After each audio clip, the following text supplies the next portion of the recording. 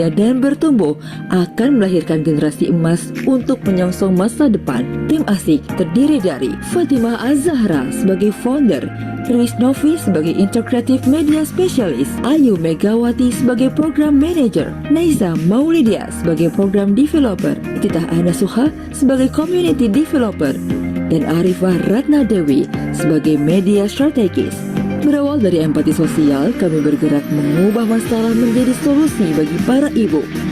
Untuk terus bahagia, bertumbuh, berkarya dari dalam rumah, menjadi bagian semesta karya untuk Indonesia. Kami berfokus pada program Mom Education, Women Empowerment, dan Mother Culture. Beragam impactful program Asik adalah wujud empati dan kepedulian kami untuk mendukung sesama ibu. Di antaranya, kelas akselerasi ibu, tahap Asik, pengembangan skill ibu di Mother Culture, dan etalasi yang menjadi etalase yang memasarkan hasil karya dan jasa para ibu. Mari saling terkoneksi dan mendukung para ibu yang bahagia, bertumbuh, dan berkarya percaya diri dengan perannya melalui website dan media sosial Asik. Mari berakselerasi. Bersama Asik, bahagia, bertumbuh, berkarya.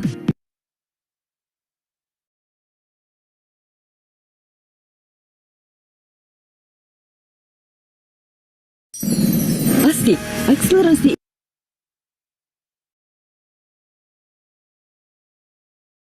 Bismillahirrahmanirrahim. Assalamualaikum warahmatullahi wabarakatuh.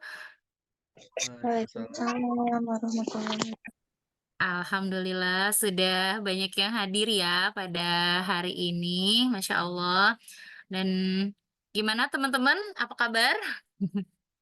Semoga dalam keadaan sehat ya di malam Jumat. Ini kelas ketiga kita. Sebetulnya ini adalah kelas bonus teman-teman. Jadi ini adalah todong menodong dalam pertemanan gitu ya. Kalau misalnya jadi memang ini acaranya, adalah acara bonus, di mana kebetulan saya dapat privilege bertemu dengan teman saya yang luar biasa, terus saya ajak untuk main ke Asik untuk berbagi sama teman-teman semua. Semoga apa yang, hari ini kita dapatkan dari beliau, insya Allah pastinya bermanfaat gitu ya, dan jangan lupa gali sebanyak-banyaknya dari beliau. Dan beliau di sini juga sudah hadir, alhamdulillah tadi sudah banyak yang hadir. Iya bener udah nggak sabar ya. Baiklah sambil menunggu teman-teman juga dan pembicara kita sudah hadir, izinkan saya untuk, ini dulu ya, membacakan CV beliau. Bentar, saya share screen dulu. Siapa sih nih dari kemarin temennya Ibu Ayu gitu kan. Ya, jadi biar tak kenal maka kita kenalan. Mari kita kenal dulu dengan pemateri kita pada malam hari ini. Ini dia, beliau adalah sudah kelihatan ya teman-teman ya? Iya, kalau di Asik biasanya, pematerinya tuh ibu-ibu atau enggak perempuan, kali ini memang agak lain, ini adalah bapak-bapak istimewa. Ini namanya beliau adalah Bapak Randi Ramliana, calon dokter ya, kandidat ya, MPD. Beliau adalah seorang dosen, ilustrator, penulis, dan editor. Aduh, paket komplit. Kemudian beliau adalah seorang dosen bahasa Indonesia yang bisa bergambar. Beliau juga penulis dan ilustrator atau penutor, buku cerita bergambar, editor naskah, pengajar BIPA, ahli bahasa linguistik forensik. Nih kalau yang kayak gini nggak ada pertanyaan nih, aduh, agak lain emang ibu-ibu ya. Kemudian beliau saat ini sedang menempuh pendidikan S3 Manajemen Pendidikan Universitas Pakuan Bogor. Kita doakan semoga segera menyelesaikan disertasinya ya, amin. Kemudian pengalaman beliau sebagai dosen Universitas Indraprasta PGRI dari 2010 sampai sekarang berarti sudah hampir 14 tahun. Kemudian di Universitas Multimedia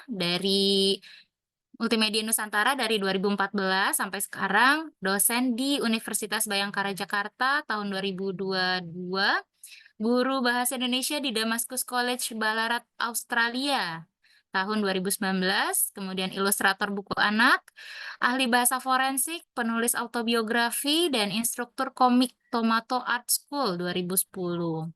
Beliau juga sudah mengambil keahlian sertifikasi, yaitu dosen dari Kemenristek Dikti, editor dari BNSP, kemudian penulis dari BNSP. Beliau juga nih karyanya banyak banget luar biasa. Karyanya ada komik sibuk Facebook, aduh, komik klub bermain bahasa Indonesia, autobiografi Nurul Rahdi, autobiografi Hairil Tanjung, lalu Kini dan Nanti, Transformasi Pendidikan DKI Jakarta, Angsa Putih di Kursi Roda, dan 99 Cara Menjadi Penulis Kreatif. Dan pastinya masih banyak lagi yang bisa kita gali dari pemateri kita pada malam hari ini. Baik.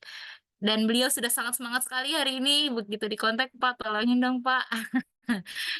Oke, baik langsung saja saya panggilkan Pak Randi Ramliana. Silakan Pak, boleh bersuara yang mana ya Pak Randi? Yang pasti paling ganteng ya di antara kita semua ya. Halo, selamat malam Bu Ayu. Selamat malam Pak, Masya Allah. Apa kabar Pak? Baik Bu. Wah, saya deg-degan semuanya Ibu. Mas, saya tadi lagi berpikir on cam nggak ya?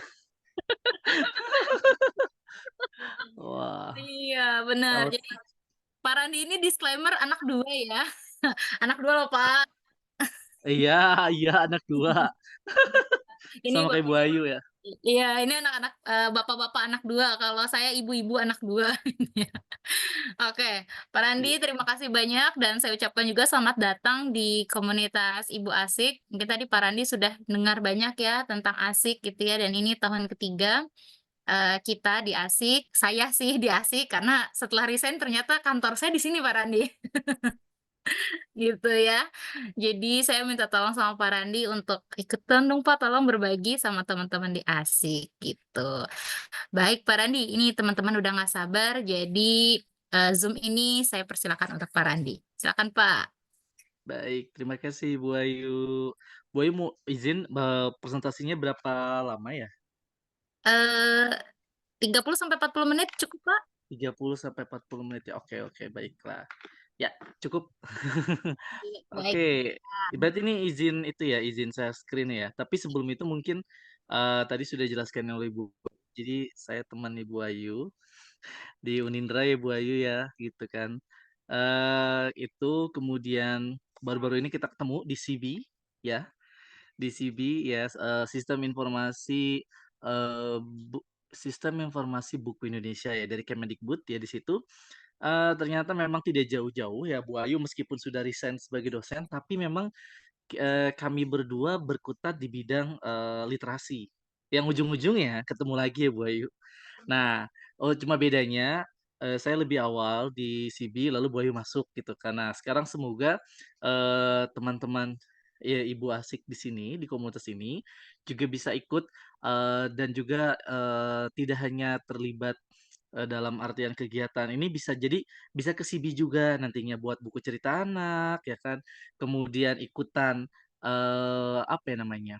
Menyumbangkan hasil tulisannya, ide-idenya. Nah, terutama untuk teman-teman yang memang punya anak prasekolah, ya kan mau sekolah gitu. Jadi di sini dibutuhkan sekali ide-ide baru dan apa ya namanya? Sebagai sumbangan literasi untuk anak-anak Indonesia sih, itu harapannya dan sekarang mungkin sebagai informasi, kurasi CB batch 2 itu sudah dibuka sampai tanggal 30 Juni, ditunggu. Kalau teman-teman memang ada naskah yang sudah jadi, naskah sudah jadinya ini, kalau misal buku cerita, storyboard-nya itu sekitar 70-80% atau ada beberapa yang berwarna itu sudah boleh submit, silakan perjenjangan dari A sampai E silakan pelajari lagi, kemudian tema-temanya juga dipelajari lagi dan itu terbuka untuk umum ya. Jadi nanti ketika memang dinyatakan lolos, nanti akan ada mentoring selama 3 kali. Setelah itu bukunya akan diterbitkan. Nah, diterbitkannya dalam bentuk digital, bisa dibeli oleh Kemendikbud juga atau bisa diarahkan ke penerbit lain. Intinya di sini terbuka untuk semuanya. Ya Bu Ayu juga ikutan ya kalau nggak salah ya. Batch 2 ini kirim kan? Kirim dong Insya ya, Allah kirim. doakan ya Pak. Ya, ditunggu pokoknya sampai tanggal 30. Ya, jadi semuanya punya kesempatan yang sama. Ya sekali lagi memang tidak mudah gitu kita memulai yang hal yang baru gitu kan ya. Jadi memang harus banyak latihan dan banyak baca. Silakan kunjungi laman cb.kemendikbud, di sana semua bukunya gratis, dan kalau untuk mau cari benchmarking untuk misalnya amati tiru modifikasi, boleh banget untuk mencari ide, referensi, dan bagaimana sih cara buat buku cerita anak. Nah, di sini yang menariknya adalah teman-teman Ibu Asik ini itu sudah punya bekal materi yang cukup banyak berdasarkan cerita Ibu Ayu. Jadi bekal materi yang banyak itu bisa dituangkan dalam bentuk cerita. Gimana sih caranya ngajarin anak itu untuk berhitung, anak itu untuk membaca huruf, itu bisa dia dituangkan ke dalam bentuk buku. Ya biasanya kalau targetnya memang untuk anak prasekolah ya di buku jenjang A. Jenjang A atau jenjang B1. Nah, itu bisa sekali ibu-ibu, teman-teman di sini untuk menuangkannya ke sana. Oke. Sebelumnya saya coba untuk share screen dulu materinya sebentar. Hmm, ya, oke.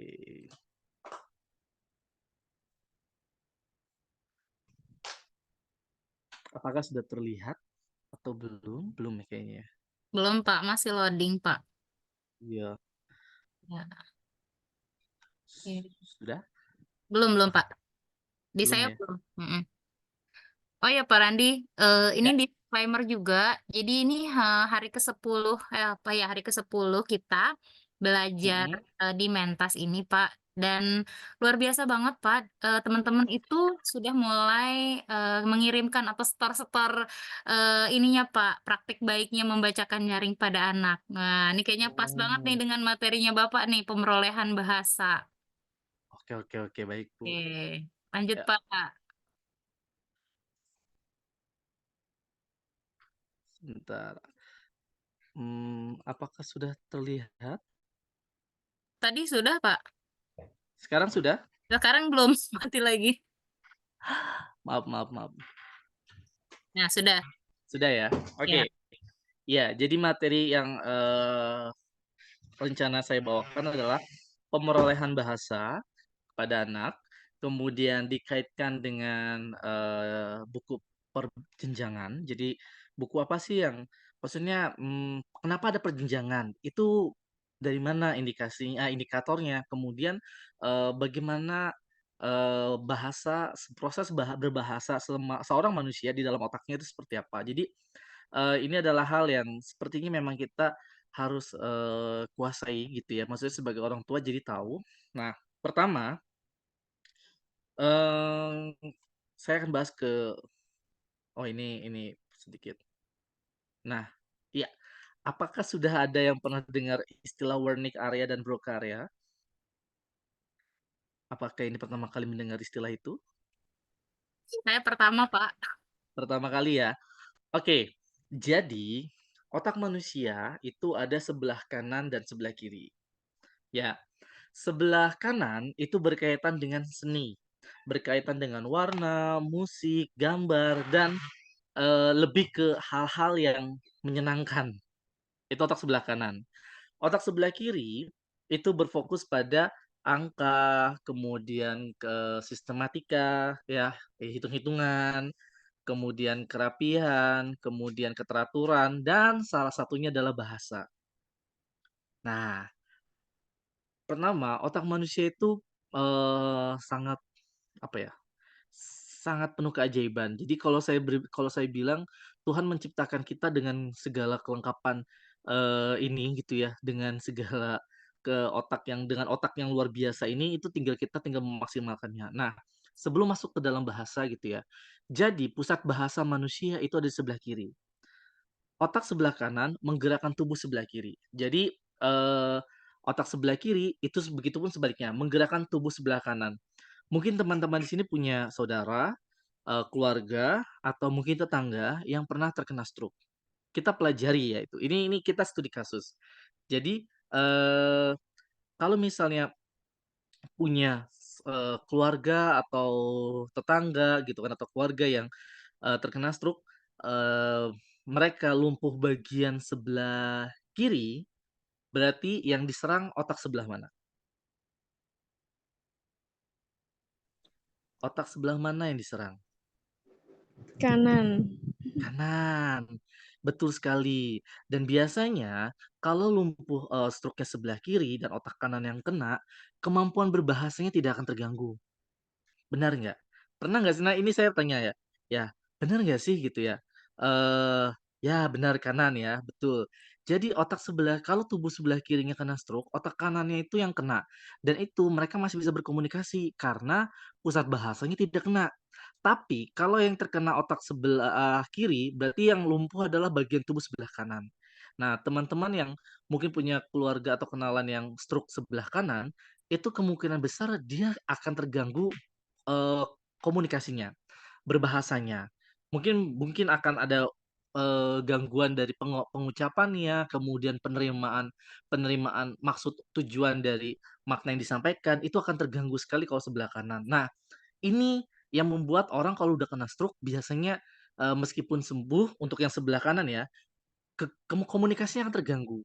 Nah, itu ya penyebabnya di situ ya. Jadi, kita tahu ya, oh kalau orang yang kena stroke-nya sebelah kiri, berarti kanannya dan ternyata, rentang untuk cepat sembuhnya itu jauh lebih cepat kalau sebelah kiri yang kena stroke-nya.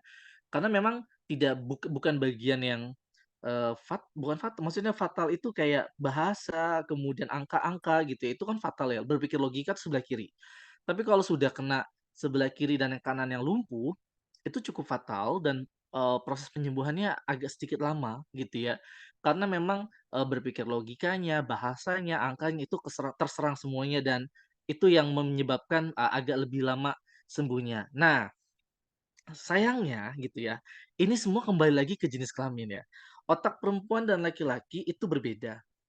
Ya, kalau perempuan ketika berbahasa itu kedua belahan otaknya kanan dan kiri itu semuanya bekerja. Makanya tidak heran kalau perempuan ketika berbicara itu banyak banget dan butuh, 1 hari itu berapa ratus kata, mungkin berapa ribu kata yang keucap untuk seorang perempuan. Sementara laki-laki itu hanya otak sebelah kiri yang, fungsi bahasanya, bekerja. Tapi itu semua tidak dalam artian tidak saklek seperti itu. Kembali lagi ke, seperti apa mereka, sehari-hari menggunakan dan, memaksimalkan fungsi otaknya.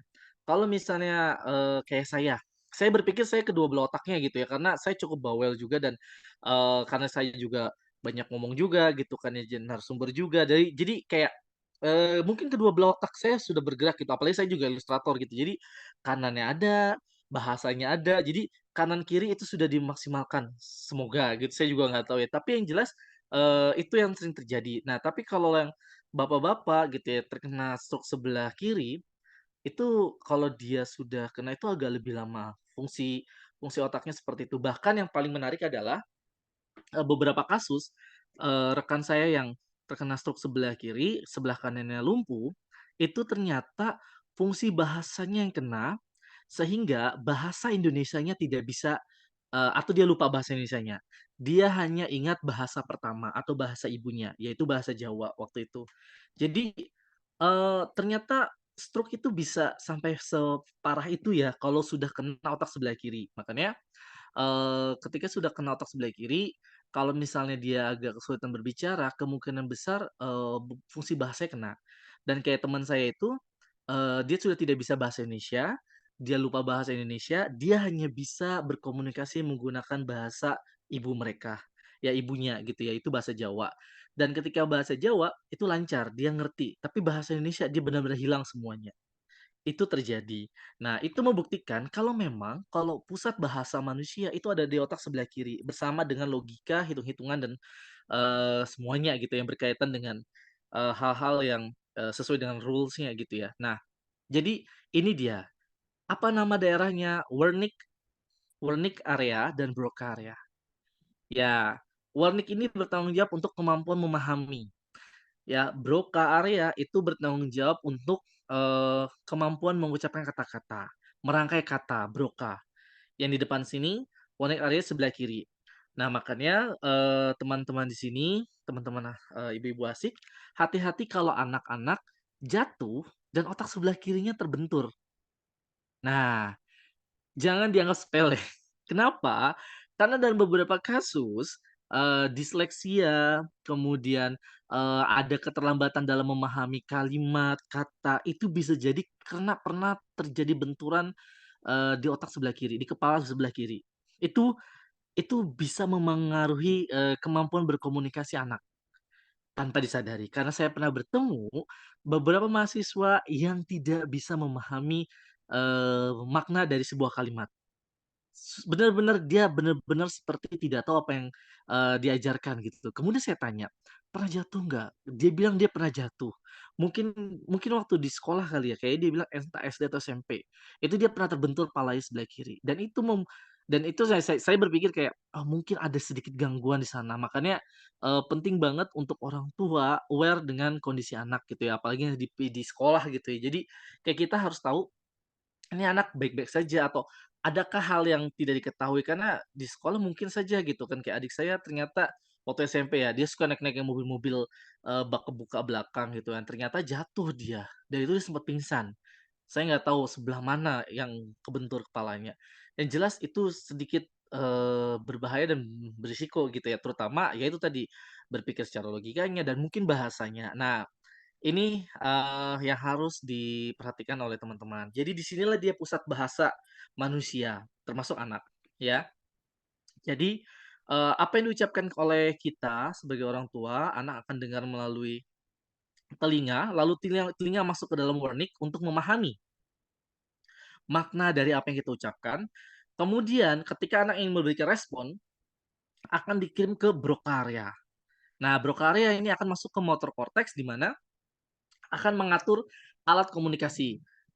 Mulut, gigi, lidah akan mengeluarkan kata yang sama. Misalnya kita mengajarkan tentang, eee, "Mah", "Yah", "Pah", "Mama", gitu kan ya. Nah, itu seperti itu alurnya dan butuh berapa lama gitu ya, 0,000 sekian milidetik lah. Intinya ketika ketika, anak itu mendengar, seperti sekarang saya ngomong ke teman-teman di sini, masuk telinga sebelah Sorry, kanan kiri malah masuk telinga sebelah kanan ya, terutama untuk mengingat tuh masuk sebelah kanan, kemudian, dimasukkan ke dalam warning area, lalu ke broca, lalu motor cortex. Mungkin, teman-teman sini ada yang memberikan respons, tapi karena mungkin di-mute, jadi saya tidak bisa dengar. Tapi yang jelas itu prosesnya seperti itu sangat cepat sekali gitu, itu sangat cepat sekali. Nah, begitupun dengan pemerolehan berbahasa setiap anak. Nah, oke kita lanjut, sedikit itu tentang warning area dan broca area. Dan fun fact-nya adalah otak perempuan lebih besar daripada otak laki-laki. Itu hal yang harus diakui ya karena itulah perempuan lebih hebat dalam berkomunikasi dibandingkan laki-laki. Kemudian memiliki intuisi yang cukup baik, kemudian juga tahu kapan anak itu nangis dan terbangun gitu, beda dengan laki-laki ya. Itu yang bisa diakui, saya juga mengakuinya gitu ya. Kurang lebih seperti itu. Oke, selanjutnya ada 5 tahapan dalam pemerolehan bahasa, terhadap anak ya. Pertama itu usia 0 sampai 6 bulan, ini pralinguistik, lalu linguistik awal 6 sampai 12 bulan. Produksi satu kata 1 sampai 2 tahun, lalu fase 2 kata 2 sampai 2,5 tahun, dan perkembangan lanjutan 2,5 tahun ke atas. Ya terus ya sampai usia sekolah. Ini adalah 5 tahapan dalam pemerolehan bahasa. Ya, betul Bu Ayu. Jadi kalau anak malam nangis, bangun dulu ibunya itu fakta. Iya, karena memang fungsi otak perempuan kedua-duanya itu benar-benar aktif. Jadi itu sudah ada penelitiannya gitu ya, jauh sebelum itu gitu. Kita hanya tinggal mempelajarinya dan kita, oh seperti itu gitu. Jujur iya, ya itu bukti ya, itu fakta yang tidak bisa dibantah oleh laki-laki ya. Oke, itu dia. Oke, kita lanjut. Nah, ini dia usia 0 sampai 6 bulan, anak mulai membuat suara-suara refleksi seperti tangisan, senyuman, atau ngechat tanpa menghasilkan makna kata. Ya, ini awal setengah bulan pertama ya, setengah tahun pertama, ya setengah tahun pertama gitu ya. Jadi anak mulai sudah mengeluarkan beberapa suara yang memang belum, ada maknanya, tapi mungkin kita bisa menebaknya apakah dia nangis karena keringetan, atau karena dia buang air kecil atau air besar, atau karena dia lapar atau haus, ya. Intinya itu mulai, kita mulai melihatnya. Nah, tapi sebelum itu sebenarnya Ketika anak di dalam kandungan, yang saya tahu itu benar-benar, anak sudah bisa mendengarkan dan merasakan apa yang dirasakan oleh orang tuanya. Makanya, ini bukan saya pro Israel, bukan, tapi yang saya tahu orang-orang Yahudi itu tahu ketika seorang ibu sedang hamil, mereka harus melakukan beberapa hal. Pertama, di sana itu agar anak-anaknya cerdas, ibu-ibu hamil itu harus mengerjakan soal matematika. Kedua, harus makan banyak kacang-kacangan. Ketiga, harus, melakukan kegiatan seperti menjahit atau, mengetik atau apapun. Nah, itu hal yang mereka percaya dan mereka ketahui itu dapat, berpengaruh kepada, bayi. Kenapa kenapa kenapa bisa seperti itu gitu ya, dan, setelah saya punya 2 anak gitu ya, anak pertama waktu itu istri lagi kuliah S1 dan anak yang kedua sedang tidak kuliah gitu ya, hanya fokus sebagai ibu rumah tangga gitu ya, tidak tidak maksudnya tidak bekerja waktu itu. Nah ternyata,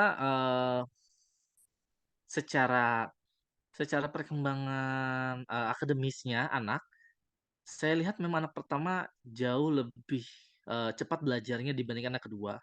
Dan itu pun juga terjadi dengan, rekan kerja saya dosen juga, anak-anaknya yang dia bawa sambil ngerjain disertasi, dia ngerjain skripsi, tesis gitu ya, kemudian, mengetik, ternyata anaknya juga secara akademis, cukup pintar. Ya ini saya tidak tahu ya, maksudnya apakah memang sejauh itu gitu ya, maksudnya, harus harus sampai seperti itu, oh berarti kalau ibu hamil tuh harus melakukan hal-hal seperti itu.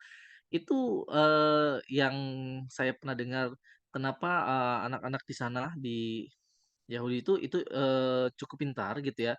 Nah intinya di sini, oke, tetap beraktivitas iya betul sekali, tetap melakukan aktivitas yang, apa ya, ada proses berpikir ibunya, entah mengerjakan soal TPS, kemudian, mengerjakan soal matematika atau akuntansi, hitung-hitungan, kemudian mengetik, menyulam, ya silakan gitu. Maksudnya kegiatan itu ternyata sangat ngebantu, pertumbuhan, otak pada janin bayi ya. Makanya kalau kita yang muslim, kita selalu mendengarkan, surat-surat, di dalam, ya didekatkan kepada janin gitu ya, untuk apa? Menenangkan, kemudian menstimulasi, otak bayi juga gitu, dan itu sudah cukup bagus gitu loh. Makanya tidak boleh kayak ibu hamil itu stres atau debat dengan suami sehingga membuat, bayi itu juga akan mengalami hal yang sama. Jadi ketika kita bilang, "Sejak kapan sih anak itu sudah mulai bisa, menyimak, kemudian bisa belajar?" Itu sebenarnya dalam kandungan sudah bisa sih, gitu. Itu membuktikan kalau bayi dalam kandungan itu sudah bisa kita berikan, pembiasaan untuk pendidikan gitu kan, mengembangkan otak mereka, bagaimana bahasa bahasa juga gitu. Jadi itu sangat ngebantu, ketika nanti anak lahir kita mungkin akan melihat perbedaannya sih, karena saya jujur saya melihat perbedaannya dan sekali lagi, ini pun juga kembali lagi karena setiap anak tuh berbeda. Saya tidak bisa memukul rata, mungkin mungkin ada anak yang memang, punya kelebihan dan kekurangan masing-masing dan di sini, dalam artian kita tidak bisa memukul anak tuh rata semua sama gitu ya. Misalnya anak pertama saya secara akademisnya mungkin lebih baik gitu ya, terus anak kedua mungkin kurang gitu dan terus saya kayak, wah harus anak kedua harus kayak anak pertama, nggak bisa juga sih karena setiap anak tuh berbeda. Yang saya pahami itu dan saya menerima fakta itu karena memang tidak bisa disamaratakan. Anak yang kedua saya lebih lebih, pandai dalam bersosialisasi. Itu yang saya pahami. Anak pertama saya bisa bersosialisasi, tapi agak lebih lama waktunya. Tapi anak kedua saya lebih pandai bersosialisasi, tapi secara akademis diajarin membaca sampai sekarang dia selalu lupa lupa lupa, ya bisa tapi lupa lagi, bisa lupa lagi. Nah itu menjadi tantangan, kenapa ya gitu, saya juga agak khawatir awalnya. Tapi kalau dipikir ya mungkin itu adalah hal yang tidak bisa kita paksakan karena memang, mmm, ada juga beberapa kasus anak teman saya juga ketika anak lain itu dikasih mainan dia main, tapi ini anak ketika dikasih mainan, dia tidak ada respon apa-apa. Mainan tidak dimainkan dan tidak disentuh. Dia sempat, agak hopeless dengan perkembangan anaknya, kemudian cara mendidik anaknya dia ubah, tidak bisa seperti kakaknya yang selalu juara satu, selalu, menang di lomba apapun, kemudian pandai berbicara di depan umum, pandai bernyanyi, dia tidak bisa. Dan itu tidak bisa diterapkan jadi anak keduanya perlakuannya sangat beda sekali 180 derajat. Tapi apa yang terjadi? Sekarang anaknya lulus dari universitas negeri juga yang kedua, kemudian juga anaknya sukses juga di bidangnya dia masing-masing. Jadi tidak bisa masa depan anak kita itu sebenarnya lebih kayak kita sebagai orang tua adalah, lebih ke mengembangkan potensi anak sih, bukan, memperlakukan anak sama seperti anak yang lainnya. Jadi kayak kakaknya udah berprestasi, adiknya juga harus. Tidak juga sih, saya berpikir di sini, kenapa saya bilang seperti ini, agar kita tidak memaksakan anak harus sama semuanya seperti yang sebelumnya gitu. Jadi sekali lagi karena setiap anak itu punya, lahir dengan 1000 potensi gitu ya, kita kita akui itu, tapi ada yang dia kuasai dan ada yang tidak dia kuasai yang, kita pikir mungkin kita fokus ke yang dia kuasai dulu, sehingga anak percaya dirinya tumbuh dan tidak merasa tertekan. Makanya, di sini, 0 sampai 6 bulan baru seperti itu dan kita jangan kayak memaksakan anak harus, mmm, apa ya namanya, untuk bisa baca, untuk bisa nulis. Nah, di mana sih sebenarnya, anak itu tepatnya untuk bisa mulai belajar gitu kan. Karena ya sekali lagi beda sih setiap anak. Nah, ini 6 sampai 2 bulan, 12 bulan atau setahun, ya mulai mengeluarkan bunyi. Nah, di sini ada beberapa kasus yang mereka khawatir, "Eh, kok anak saya umur setahun belum bisa keluar bunyi apa-apa ya? Kok dia nggak ada suaranya ya?" Nah, itu juga jangan panik sih sebenarnya, karena memang sekali lagi perkembangan anak beda-beda. Beda-beda, sekali lagi tidak ada yang sama.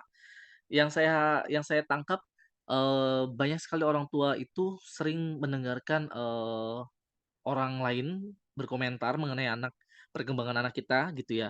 Bahkan kayak beberapa waktu lalu tuh sempat ada ibu yang maaf ya gitu ya, yang menghabisi anaknya yang umur 9 bulan karena belum bisa ngomong atau apa gitu dan dia seperti, mendengarkan omongan orang lain tetangganya, "Kok umur segini belum bisa ini, belum bisa itu." Nah, saya nggak tahu ya apa setan apa yang memasukinya, cuma itu sampai seperti itu membuat, apa ya, itu membuktikan kalau ternyata sebagai orang tua terutama ibu itu tidak mudah ya, karena apa, mau seperti apapun perkembangan anak kita, pasti akan ada aja orang yang akan bilang, "Ih anaknya kurusan, ih anaknya terlalu gemuk, ih anaknya belum bisa ngomong," akan seperti itu terus. Jadi stop untuk mendengarkan hal-hal seperti itu, karena setiap anak tuh berbeda, jujur itu lebih menenangkan. Kita akui setiap anak tuh berbeda. Mungkin anaknya mereka perkembangannya cepat gitu ya, umur 9 bulan udah bisa ngomong, udah bisa lari gitu, sementara anak kita mungkin belum. Dan itu tidak perlu khawatir, karena setiap anak berbeda sih. Ini ada hal yang saya pikir, sebagai seorang ibu, sebagai seorang, sebagai seorang ibu dan orang tua gitu ya, kita tidak bisa menyamaratakan perkembangan anak sama semua gitu dan stop untuk menormalisasikan, mengomentari perkembangan, anak orang lain.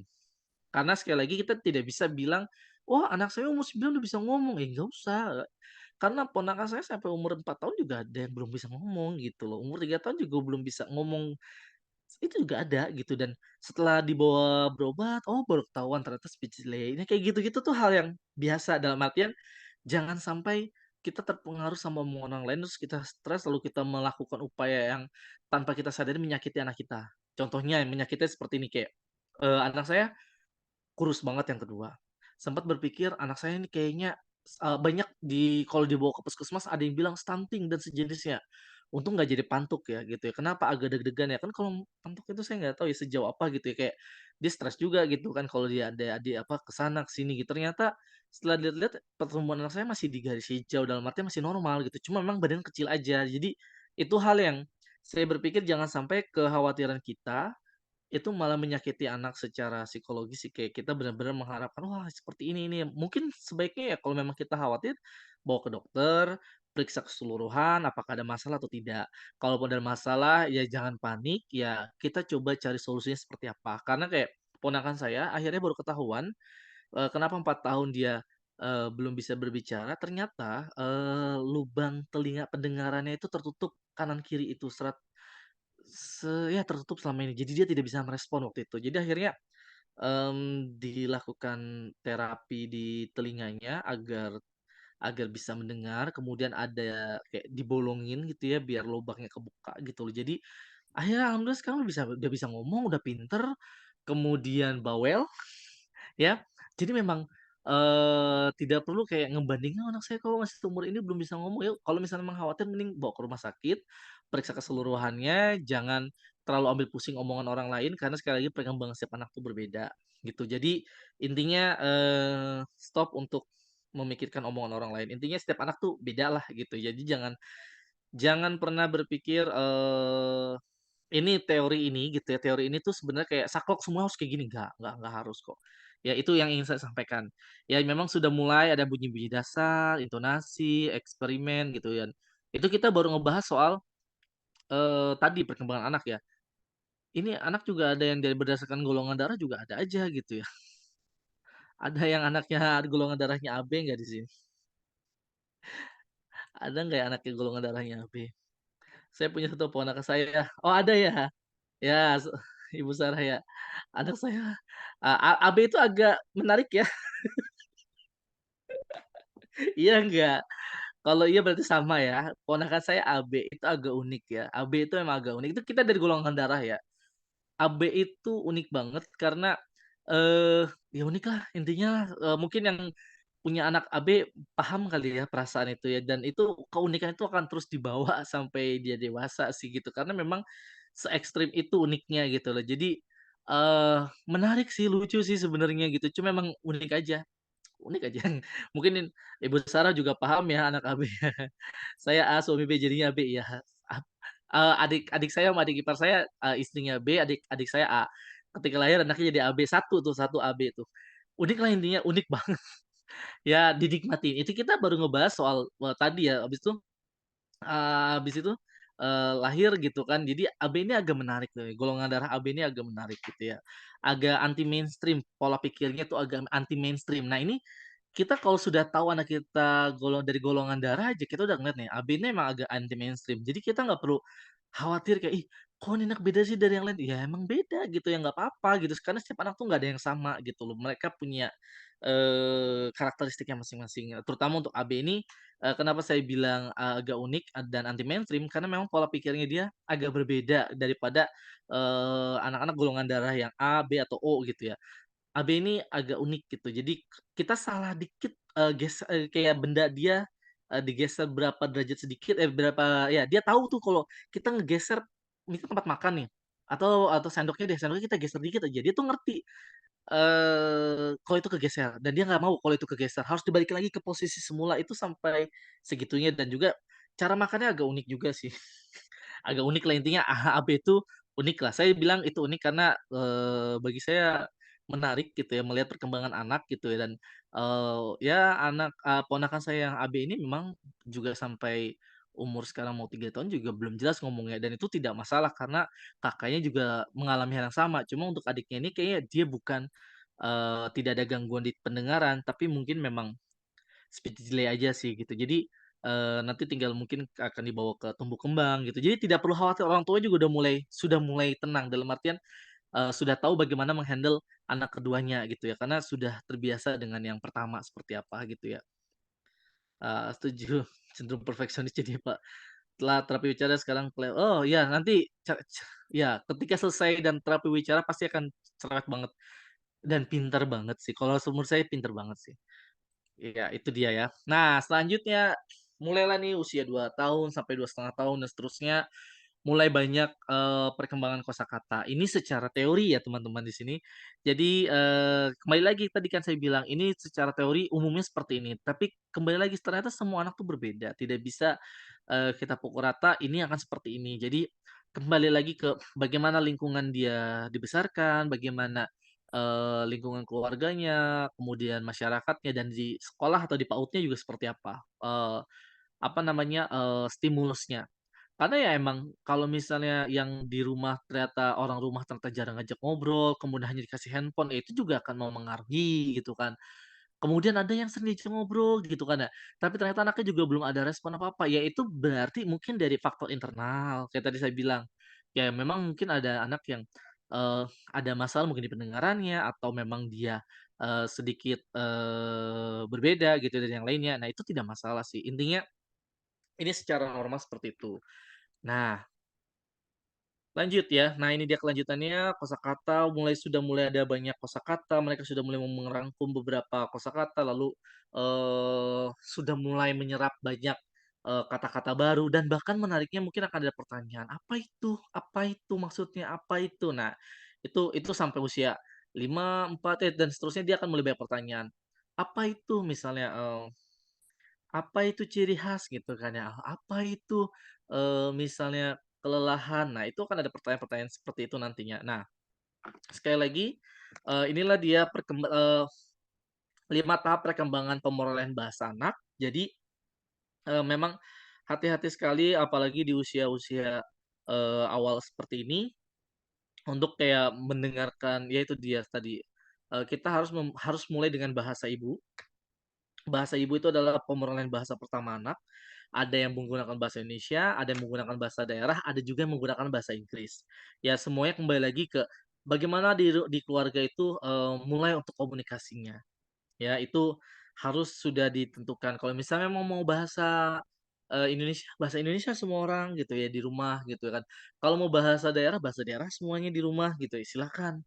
Nah, yang terjadi kenapa terjadi speech delay? Karena, orang orang tuanya bahasa Indonesia, mbaknya atau, babysitter-nya itu pakai bahasa Jawa, dan mereka nonton di YouTube pakai bahasa Inggris. Nah, itu terjadinya speech delay sih gitu ya. Kenapa? Karena ada kekacauan bahasa ibu yang mereka proses tuh banyak gitu ya.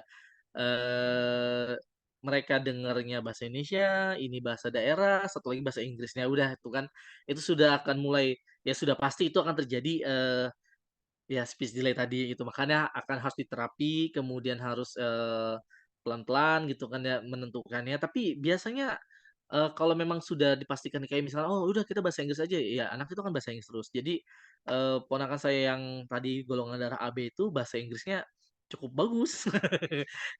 Ya, it's mine," "No no no, it's mine." Ya, terus kemudian warna dia pakai bahasa Inggris, angka pakai bahasa Inggris, dah itu udah ya udah berarti dia bahasa Inggris gitu dan kalau mau dilanjutin balik ke bahasa Inggris bahasa pertamanya ya udah nggak apa-apa bahasa Inggris aja terus gitu kan ya. Karena pasti bahasa Indonesia dia juga agak bingung gitu kan. Itu yang terjadi sih. Memang ini harus ada kerjasama sih saya pikir orang di rumah, ibu yang berinteraksi dengan anak dan membatasi kayak tadi. Dan juga, satu hal lagi penting adalah ketika kita memberikan gawai untuk anak, usahakan yang memang ada suara sih, jangan yang nggak ada suara sih. Itu juga berisiko juga.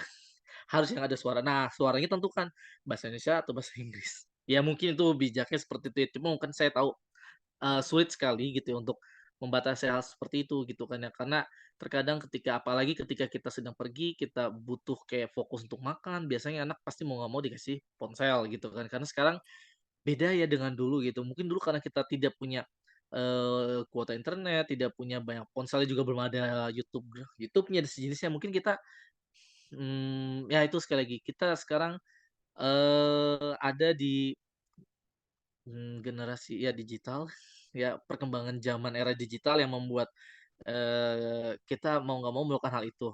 Nggak suka, tapi masalahnya terkadang kita butuh situasi di mana orang tua itu kayak untuk makan, atau mungkin pengen ada kegiatan lain dan dia mau nggak mau ya ponsel salah satu hal yang terkadang, menjadi solusi instan yang bisa kita lakukan gitu dan saya juga tidak akan menyalahkan atau kayak apa ya, kayak, "Ih orang tua apaan gini-gini." Enggak juga sih, karena termasuk saya juga salah satunya yang membuat ya kami pikir ponsel ini salah satu, pelarian instan untuk kayak kami melakukan aktivitas yang lain, entah ngoreksi, entah ngajar, entah itu untuk sementara gitu ya.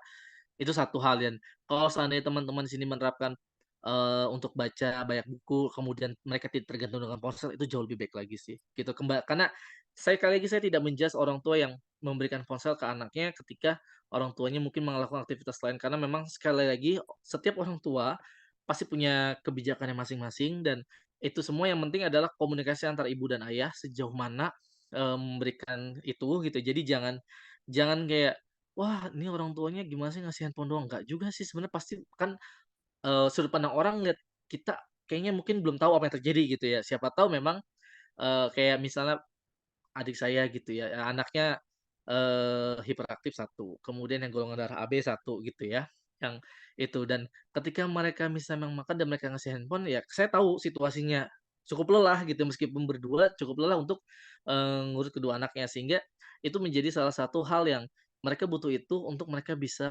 fokus ke misalnya makan lah, makan di luar gitu kan ya. Itu situasi yang tidak bisa, dirasakan oleh semua orang tua gitu kalau ternyata kan sekali lagi setiap anak tuh berbeda. Jadi mungkin, lelahnya adik-adik saya gitu ya, itu saya bisa memahaminya gitu dan itu ya udah gitu, nggak apa-apa kok yang penting, mereka tetap, bisa mengontrolnya, di luar itu gitu. Itu kan hanya situasi yang, mereka butuh untuk makan, kan nggak mungkin gitu kayak, mereka makan tapi mereka tidak bisa makan gitu kan karena megang anaknya. Jujur tidak bisa diam gitu ya, yang satu hiperaktif, yang satu lagi memang AB yang juga itu susah banget untuk lepas dari ibunya gitu ya, dan itu, eee, sudah sering kali terjadi. Kami pergi bareng, yang terjadi ya mau nggak mau gitu kan situasi itu, harus dikontrol gitu dan saya tidak ya intinya kita tidak boleh men-judge kayak, "Wah ini orang tuanya gimana sih bla bla bla," ya itu sudah keputusan mereka. Ya parenting, pola asuh setiap orang tua itu berbeda, itu yang saya, bisa sampaikan. Oke, selanjutnya untuk membaca, ya ini dia, saya pikir nanti ini masuk ke perjenjangan, itu dulu yang mungkin saya bisa, eee, sampaikan ke teman-teman. Mungkin ada yang ingin tanyakan? Bu Ayu silakan. Oke, Ya, silakan teman-teman, ada yang ingin ditanyakan, boleh langsung ya. Nih baru kulitnya aja kayaknya udah, Masya Allah Pak, malam-malam berat nih. ya Mhm. banyak banyak banyak banget kayak, banyak yang masih berpikir kayak, "Oh kok anak saya, umur sekian belum bisa ngomong," terus kemudian kayak, wah mereka harus langsung kayak ikut tadi kan kayak Ibu Ayu, calistung dan sejenisnya. Ternyata ya itu kembali lagi ke perkembangan anak-anak ya, saya tidak ingin intinya adalah kita fokus ke, bagaimana anak bisa berkembang secara maksimal di usianya sih, lebih ke situ. Dan kalau seandainya memang ada kendala yang dihadapi, kayak tadi yang dihadapi oleh ponakan-ponakan saya, ya itu juga kita nggak perlu panik, ya mungkin memang, anak kita, ada kendala dan itu kita harus ya udah, ya mungkin terapi di tumbuh kembang anak, kemudian dicari solusinya, dibawa ke THT. Biasanya sih gitu alurnya, ke THT dulu, baru dilihat situasinya ya Bu Ayu ya. Apakah ada masalah di Yes, yes. pendengarannya, apakah memang kalau misalnya nggak ada masalah di pendengarannya berarti kan di tumbuh kembang kan yang harus, berikutnya gitu kan. Nah, ya itu sih sebenarnya jadi, pengurapan bahasa setiap anak secara teori seperti itu, tapi pada praktiknya kan beda-beda ya, karena anak beda-beda, itu sih Bu. Oke. Itu tadi kan kita udah tahu ya Pak secara teorinya. Kadang Ya. orang tua bukan ibu di sini ya. Orang tua yang saya hadapi permintaannya simpel Pak. Permintaannya simpel, "Anak saya kapan bisa baca?" Gitu Pak. Kapan bisa baca? Nah, Ternyata saya kan bukan dukun ya Pak ya, jadi saya nggak tahu ya. Coba mungkin Pak heeh, Rani bisa jelaskan secara teori nih Pak. ya. Jadi, tadi kita kembali pertama setiap anak tuh perkembangannya berbeda. Kemudian Calistung itu bagus memang kalau seandainya secara perkembangan anaknya itu, sudah siap ya. Tapi, eee, anak yang udah siap untuk belajar Calistung itu bisa dipastikan dia dalam kondisi yang dalam artian apa ya, sesuai teori lah tadi kayak usia sekian sekian sekian sekian, di mana anak sudah memang menunjukkan ketertarikan untuk belajar. Tapi kalau anak itu masih fokus ke main dan kita fokus untuk memaksakan mereka untuk belajar, itu akan agak sedikit sulit ya, terutama untuk jangan sampai mental anak itu kena, dan mereka stres untuk, mengikuti, ambisi kita sebagai orang tua untuk anak bisa bisa bisa membaca dan berhitung lebih awal. Memang awalnya gitu ya, ini yang terjadi itu adalah karena kurikulum kita kayak bilang, anak, TK belum boleh untuk belajar baca dan berhitung misalnya. Tapi di SD itu praktiknya kan nggak kayak gitu ya, anak harus bisa baca ya kan, anak harus sudah bisa baca dan hitung. Jadi mau nggak mau, anak saya yang pertama kursus gitu ya, mau nggak mau berkursus gitu kan, kursus karena di SD kelas 1 ya mereka sudah bisa itu sebenarnya gitu. Jadi waktu TK ya kami nggak ada dia maksa untuk dia untuk belajar baca dan berhitung gitu loh, karena ya karena secara kurikulum katanya nggak perlu wajib gitu ya, tapi ternyata praktiknya ya ya membaca dan berhitung adalah hal yang harus dikuasai oleh anak kelas 1 gitu kan. Jadi mau nggak mau belajar gitu kan. Untungnya kayak tadi saya bilang, anak pertama saya secara akademisnya pinter ya, ternyata dia ya meskipun kelihatan kayak nggak belajar, tapi dia ingat semua yang diajarkan. Nah, beda kelas dengan anak saya yang kedua gitu ya. Ini TK, di TK-nya akhirnya belajar baca nih. Tapi sekarang ternyata prinsip belajar bacanya beda ya. Kalau dulu itu kan kita kan I, B, U, Bu, Ibu. Ternyata sekarang enggak ya, dua huruf ya. Dua huruf ya. Babi, Bu, Ta, Titu. Kayak ngaji ya gitu ya. Iya, Ternyata itu iya, betul. ternyata itu lebih mudah untuk mereka belajar. Tapi emang anak saya yang kedua ini eh apa ya saya bilangnya? Tidak secepat anak saya yang pertama, jadi ya kami juga nggak masalah sih. Dia stuck di huruf babi bu aja sampai sekarang. Jadi ya udahlah nggak apa-apa. Yang penting dia sudah ada kemauan untuk membaca sih. Karena kemauan untuk membaca ini Iya. agak sulit ya. Jadi ternyata dia setiap mau sekolah baca dulu, nanti di kelas ditanyain gitu ya. Udah baca. Tapi ternyata di kelas ya dia masih ngulang, ngulang dan ngulang gitu ya. Ya udah dia juga nggak masalah sih kayak ya dia emang ingetnya cuma segitu sampai situ. Jadi diajarin inget ngulang lagi, lupa lagi gitu loh, Bu. Nah, ini yang jadi saya berpikir kapan anak bisa baca kayak kembali lagi ke perkembangan anak-anak. Secara idealnya kalau anak memang sudah siap untuk belajar baca, ya silakan gitu. Apalagi sudah ada ketertarikan terhadap buku. Ya makanya buku jenjang DCB ya dari A sampai B1 itu mungkin cocok untuk dijadikan batu loncatan dan pengajaran dalam membaca. Itu saya pikir Iya. sih. Gitu. Betul, Terus betul, Pak.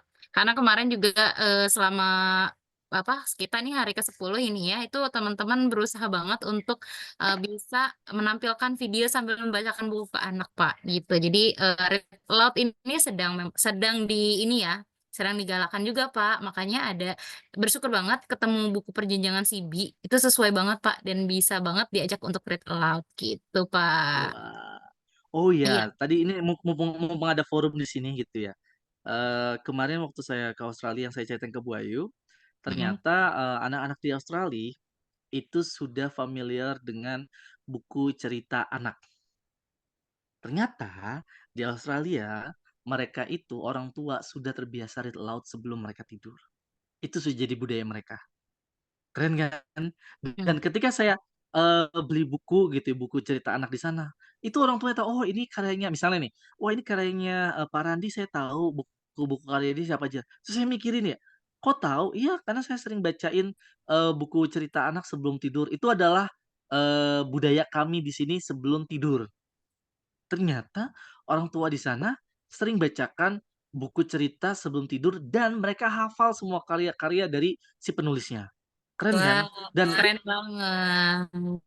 itu sudah jadi hal biasa gitu. Kemudian ketika anaknya ketemu, saya kasih lihat lagi kan, "Oh, ini cerita favorit saya." Dia tahu, dia inget loh. Itu anak inget ketika dia sudah dewasa, "Oh, ini cerita favorit saya. Ibu saya selalu membacakan ini setiap saya mau tidur."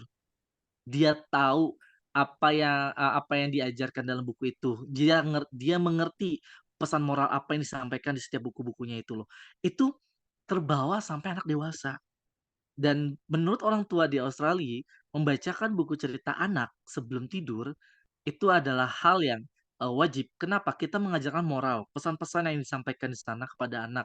Sehingga ketika anak dewasa diharapkan anak-anak sudah apa ya, belajar moral-moral itu dari buku itu gitu dan itu sudah sangat dekat dengan anak. Nah, itu yang terjadi. Nah, lalu saya bertanya gitu kan, nah, kenapa kenapa bisa orang tua di sana kok rajin gitu dalam artian ya saya sempat cerita sama Bu Ayu ya, ternyata jam kerja di Australia itu manusiawi ya, hanya 8 jam. Kemudian ketika sudah di rumah, itu orang kantor nggak akan pernah menghubungi kita, karena sudah tahu udah di rumah. Kalau sudah di rumah, itu haram hukumnya menghubungi, karyawannya di luar jam kerja. Keren kan? Jadi nggak akan diganggu, Keren banget ya, gitu. emang sangat sesuai Nah, ya. Mm-mm. Itu itu. keren Kemudian nggak macet, Bu, banget. kemudian di sana nggak macet, Bu. Ya, Kantor ke rumah deket, Bu. Jadi waktu dengan anak dan keluarga banyak dan nggak akan diganggu sama urusan kerjaan. Sementara kalau di sini ya macet. Ya kalaupun kita udah nyampe rumah juga masih dihubungin gitu kan ya.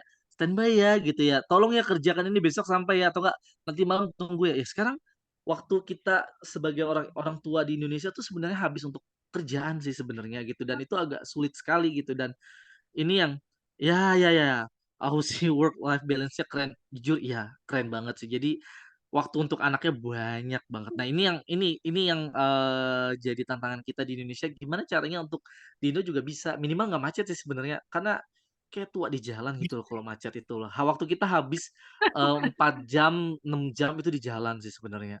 Itu sih yang sering terjadi. Jadi ini Iya, benar-benar. kegiatan read aloud ini bagus banget gitu. Jujur iya, anak akan inget kok sampai dia dewasa gitu. Lanjut Bu Ayu Betul silakan. banget. Wah, buat teman yang kemarin, ya buat teman-teman kemarin yang sudah read aloud ke anaknya, tuh diingat sampai dewasa. Jadi jangan setelah mentas ini selesai, kemudian udah bacanya gitu ya. Jadi masih terus dilanjutkan. Nah ini udah ada yang masuk nih Pak Randi. Ini ada 2 Ya, pertanyaan, yang satu raise hand, yang satu lagi di kolom. Kita yang raise hand dulu kali ya. boleh boleh boleh. Oke, silakan Fatimah, Sabita. Oke, silakan. Assalamualaikum warahmatullahi wabarakatuh. Pak Randi, Bu Waalaikumsalam. Ayu, makasih banyak materinya ya. Luar biasa nih bikin melek padahal malam-malam waktunya. Waktunya ini nih waktunya bacain buku padahal eh, itu tadi menarik banget sih Pak. Ada 2 pertanyaan. Anak saya 7 tahun dan 7 bulan gitu. Eh, Pertanyaan pertama adalah kalau tadi menarik banget sama tertarik banget sama yang tadi gambar otak-otak itu ya. Otak-otak. Pertama adalah otak-otak jadi lapar kan malam-malam. Pertama adalah Eee ada nggak sih pengaruhnya antara paparan literasi kita bacain sama anak yang ngomongnya tuh cepet, Pak, ngomongnya cepet. Apakah itu ketika anak ngomongnya cepet atau lama gitu ya, mikir dulu, nah itu tuh pengaruh dari apa ya, pondasi literasi yang orang tuanya tanamkan gitu ya, dari bacain buku lah gitu. Apakah itu ngaruh dan mana sih sebenarnya yang lebih baik, apakah bicara normal atau sebenarnya anak yang bicaranya cepet gitu atau yang, itu tuh justru proses berpikirnya tuh cepet berarti lebih pinter, apakah seperti itu gitu kan. Tadi kan kita lihat ada, area Wernicke ya, Wernicke dan Broca gitu. Apakah anak yang ngomongnya cepet dia menghasilkan, vokalnya itu gitu, ngomongnya cepet dalam arti ininya ya Pak, maksudnya gitu ya, terlontar dari itu, mulutnya itu adalah berarti menunjukkan kecerdasan pikirannya gitu atau nggak ada hubungannya sama sekali gitu. Itu yang pertama gitu. Terus yang kedua adalah, eee ini terkait dengan materi, di mentas nih yang disampaikan Bu Ayu dua pertemuan kemarin gitu ya di kelas 2 kemarin adalah kita kan ditekankan untuk membacakan, ke anak gitu ya, baca buku anak supaya anak senang gitu. Nah, sebenarnya kalau dari mekanisme otak, kita itu tadi area yang anak-anak berusaha paham, kemudian dia berusaha, mengucapkan gitu ya, di Broca kan area bahasanya gitu. Nah, sebenarnya itu hubungannya gimana tuh, Pak, sama area yang sebenarnya bikin anak, tetap senang baca gitu, area pleasure-nya itu di mana gitu, di bagian otak mana. Misalnya dia, bagian otak depan, nah gitu, atau otak belakang gitu misalnya ya, Pak. Nah, ini, gimana hubungannya dan sebenarnya seberapa kuat sebenarnya kita ketika membacakan cerita atau apa ya, anak baca buku gitu dibanding dengan video gitu. Karena kan sebenarnya itu juga, lebih nempel mana nih di area, pleasure-nya anak gitu. Jadi anak bisa suka baca gitu dibanding dengan anak yang tadi, bisa baca, gitu sih, Pak. Jadi penasaran sebenarnya tadi eksplor si otak-otak itu. Makasih banyak Pak Randi. Baik Ibu, mari. Langsung aja Pak, biar nggak Oke, lupa. ya ya ya baik. Ya, jadi ini bagus pertanyaannya. Jadi pertama, kalau ibu-ibu pernah ngalamin nggak anak itu kalau apa-apa pakai tangan sebelah kiri?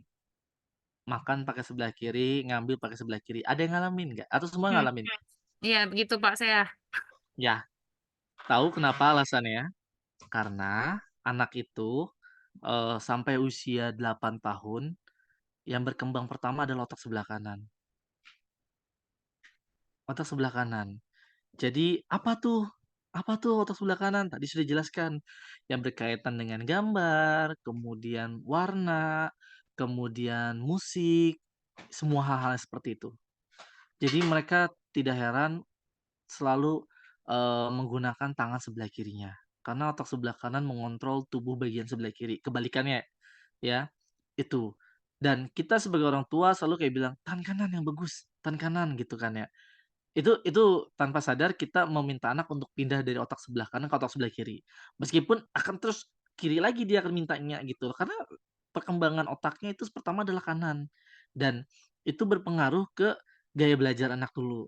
Anak akan belajar dari sebelah kanan, makanya buku perjenjangan, kemudian, beberapa buku-buku, anak itu, untuk usia awal-awal tuh gambar itu mungkin sekitar 80% daripada teks. Makanya, ketika tadi ada pertanyaannya, mana nih yang, lebih lebih enak gitu ya. Pertama anak usia 0 sampai 8 tahun itu masuk ke, penge perkem perk apa ya, mematangkan dulu otak sebelah kanannya. Makanya jangan dipaksakan langsung ke sebelah kiri gitu ya. Maksudnya jangan dipaksakan untuk kayak langsung pindah ke sebelah kiri gitu. Kita kita biarkan perkembangan otak sebelah kanan itu puas dulu. Makanya, anak-anak suka kayak, video, anak-anak suka musik, anak-anak suka gambar. Dan ternyata otak otak manusia nih sekarang pun gitu ya, otak manusia nih ketika saya bilang ke teman-teman di sini, ketika saya bilang apel, apa yang ada di bayangan Bu Ayu dan yang lainnya? Apakah huruf ataukah gambar apel? Gambar apel. Gambar apel kan? Ah, merah, merah digambarkan gitu kan ya. Bukan tulisan A, P, E, L. Karena memang otak manusia itu lebih menangkap gambar. Sampai kita dewasa pun masih gambar ya. Jadi sekuat itulah, visual gitu sebenarnya gitu, dan otak kita bekerja sebenarnya gambar dulu, terutama untuk anak. Dan ketika ditanya, "Mana yang lebih efektif Kak?" Gitu ya, maksudnya, yang mana yang membuat anak kayak lebih itu. Nah, kenapa, video itu cepat? Pertama video itu ada gambar, kedua ada suara, lalu ada gerakan, motion, di mana itu menarik banget perhatian anak, iya nggak sih? Itu menarik banget buat anak gitu loh. Dan itu secara nggak langsung perkembangan, otak anak terus berkembang dan mereka senang. Makanya ketika, sekarang banyaklah berbondong-bondong kan, tentang, media pembelajaran, edukasi untuk anak tuh menggabungkan semuanya. Karena memang itu lebih efektif, karena kita nggak tahu apakah anak kita ini adalah pembelajar visual, audio, atau kinestetik. Itu kita belum tahu. Nah, video itu hampir meramu semuanya. Sehingga, itu menyentuh dulu nih, anak yang visual dapet, anak yang audio dapet, anak yang kinestetik dapat, semuanya dapat. Nah, ketika kita sudah tahu anak kita, oh ternyata anak kita lebih ke audio, oh ternyata anak kita lebih ke visual, oh anak kita ternyata kinestetik, barulah kita, menerapkan lagi gaya belajar yang berbeda. Contohnya kinestetik gimana? Kinestetik itu pembelajar anak yang suka belajar dengan cara menyentuh, praktik ya, praktik menyentuh, kemudian dan aktivitas langsung. Makanya untuk anak-anak, hiperaktif, kemudian kinestetik lebih cocok kalau di sekolah alam sebenarnya. Karena mereka menyentuh langsung, mereka belajar langsung, mereka membuat sebuah proyek, mereka tidak hanya duduk manis di kelas. Itu anak kinestetik nggak banget kalau untuk itu sebenarnya. Tapi kembali lagi ke, kemampuan orang tua. Kalau orang tuanya tidak bisa sekolah alam, ya sekolah biasa, tapi kita ngerti, anak kita kinestetik, kemungkinan besar ketika di kelas dia nggak akan pernah bisa diem. Itu anak kinestetik pembelajarnya. Anak audio, cukup mendengarkan saja, dia sudah langsung hafal. Lirik lagu, apa yang diomongin gitu kan, itu hafal langsung. Makanya untuk anak audio sebenarnya, enak kalau cuma cukup orang tuanya ngejelasin secara ngomong. Visual, ya cukup dengan lihat gambar, makanya read aloud itu visual dan gambar dan kinestetik kena. Kenapa kinestetik kena? Mereka megang buku anaknya.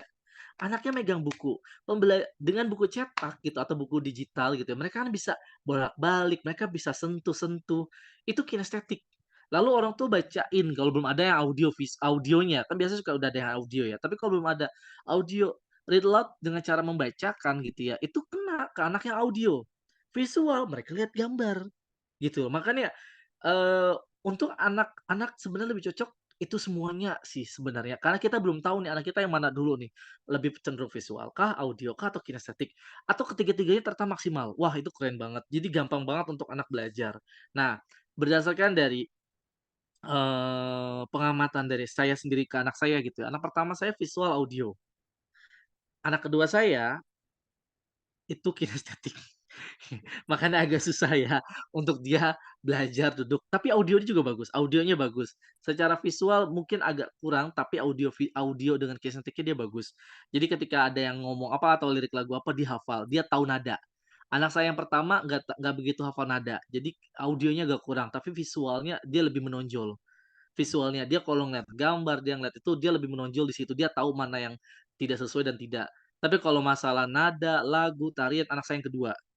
Oh, dia audio sekali gitu ya, audionya lebih berasa gitu kan ya, karena dengerin satu lagu sekali dia hafal, nadanya tepat, liriknya tepat, gitu loh. Itu perbedaan anak audio, visual, dan kinestetik. Tapi ya itu sekali lagi, read aloud ini sangat ngebantu untuk menyentuh semuanya, dan kita sambil meraba yang mana gitu. Jadi, kalau ditanya mana yang lebih menyenangkan itu gitu kan. Kemudian, otak sebelah mana, ya otak sebelah kanan dulu sih biasanya. Otak sebelah kanan, itu akan lebih banyak berkembang di usia-usia anak 0 sampai 8 tahun. Nah, pengenalan huruf pelan-pelan itu masuk ke otak sebelah kiri. Jadi kita tidak bisa kayak anak tuh memaksakan harus bisa baca, tapi kita mengenalkan dulu bunyi-bunyian, kemudian beberapa kata-kata gitu, itu memperkenalkan otak sebelah, kiri mereka untuk lebih aktif. Ketika mereka masuk sekolah, sebenarnya idealnya di SD itu, barulah, otak sebelah kirinya dituntun, yaitu belajar hitung-hitungan, menulis, ya itu mulai tuh sebenarnya sebelah kirinya gitu. Dan saya termasuk anak yang sebelah kanan banget sampai SD sih, karena, saya lebih suka gambar ya. Jadi ketika guru ngejelasin saya gambar gambar, ternyata itu tidak hanya dilakukan oleh saya ya, Albert Einstein sama, kemudian Da Vinci juga sama. Pak Soekarno juga katanya sama. Jadi, ketika SD itu hanya hobi gambar. Jadi apa yang diomongin oleh guru itu dalam bentuk gambar semuanya.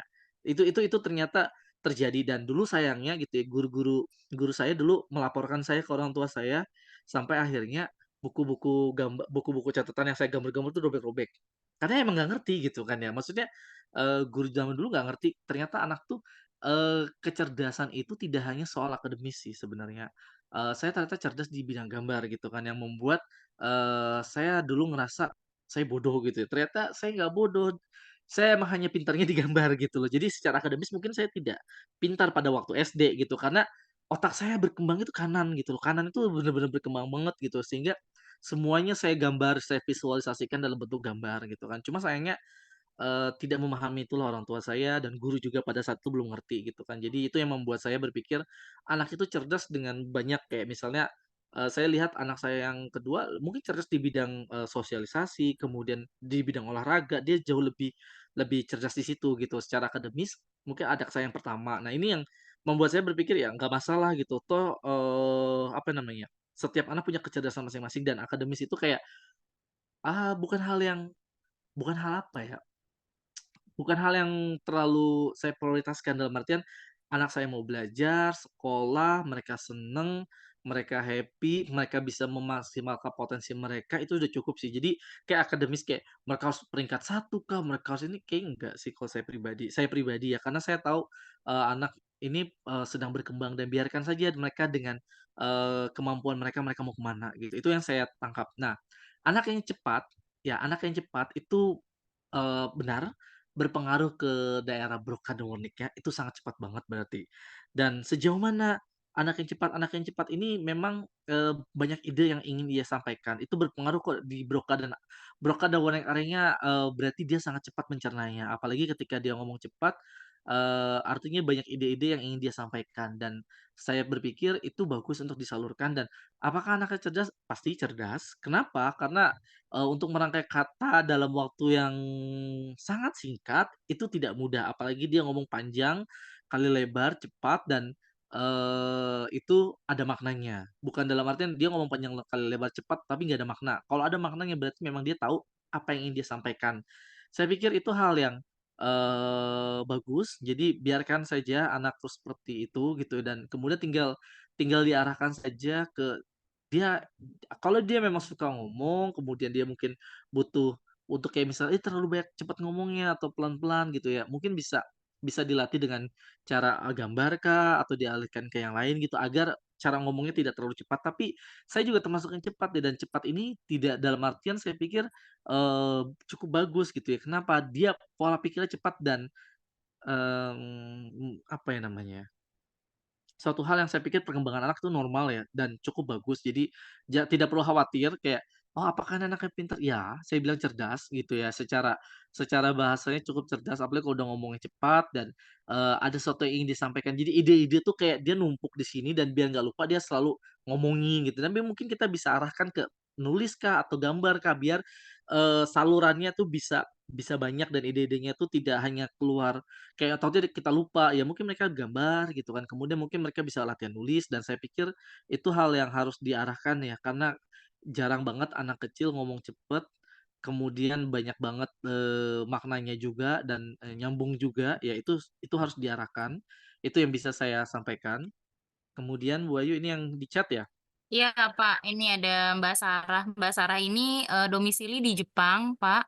Jadi Mhm. beliau punya anak usia 4 tahun setengah. Nah, di Jepang ternyata, usia 4 tahun setengah itu diwajibkan baca buku bahasa Jepang, karena mereka belum bisa baca Jepang nih, Mbak Sarah dan anaknya belum lancar berbahasa Jepang. Jadi dikirimin tuh, Pak, buku-bukunya, Pak, dari berbahasa Jepang gitu. Nah, kan usia-usia segini kan lagi masa-masa golden age ya. Mhm. Masa-masanya anak itu, pemerolehan bahasa banget gitu ya, apakah bahasa Indonesia atau bahasa Jepang. Nah ini Mbak Sarah menanyakan, baiknya gimana Pak mengajarkan bahasa asing ke anak nih, Nah, yang tadi, pas kelas? sempat kita bahas bahasa ibu ya. Bahasa ibu itu adalah bahasa yang pertama kali diajarkan kepada anak. Bisa bahasa Indonesia, bisa bahasa daerah atau bahasa Indonesia, atau bahasa asing. Karena kembali lagi kesepakatan dari orang tuanya, terbiasa komunikasinya apa. Jangan sampai anak bingung atau jadinya speech delay tadi karena, terlalu banyak bahasa yang ia terima dan dia pelajari. Nah, sebenarnya untuk belajar bahasa asing itu, di usia awal pun juga sebenarnya nggak masalah ya, maksudnya kalau memang orang tuanya sepakat untuk anak bisa belajar bahasa Inggris itu ngomong lancar bahasa Inggris dari awal pun komunikasi di rumah pun bahasa Inggris. Tapi kalau seandainya kayak gini, eee, bahasa Jepangnya belum lancar gitu ya, kemudian sehari-hari pakai bahasa Indonesia, ya berarti bahasa ibunya udah bahasa Indonesia.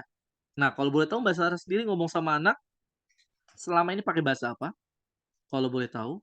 Oke, Mbak Sarah boleh open mic mungkin ya, biar nanyanya langsung enak nih. Ke anak Kemarin mhm, kemarin sih Pak, Mbak Sarah tuh kalau bacain buku ya pakai buku bahasa Indonesia Pak, gitu, oke. anaknya. Nah nih, Oh ini ada Jadi Mbak juga Sarah, silakan Mbak. ini bahasa Indonesia sih, Pak. bahasa Cuman Indonesia ya? heeh, cuman kalau untuk bahasa Jepang sejauh ini sih nggak ada kendala, maksudnya enjoy aja gitu, ya bahasa baru. Iya, Eee, Cuman saya pengen kayak, someday ngajarin bahasa Inggris juga gitu loh, Pak.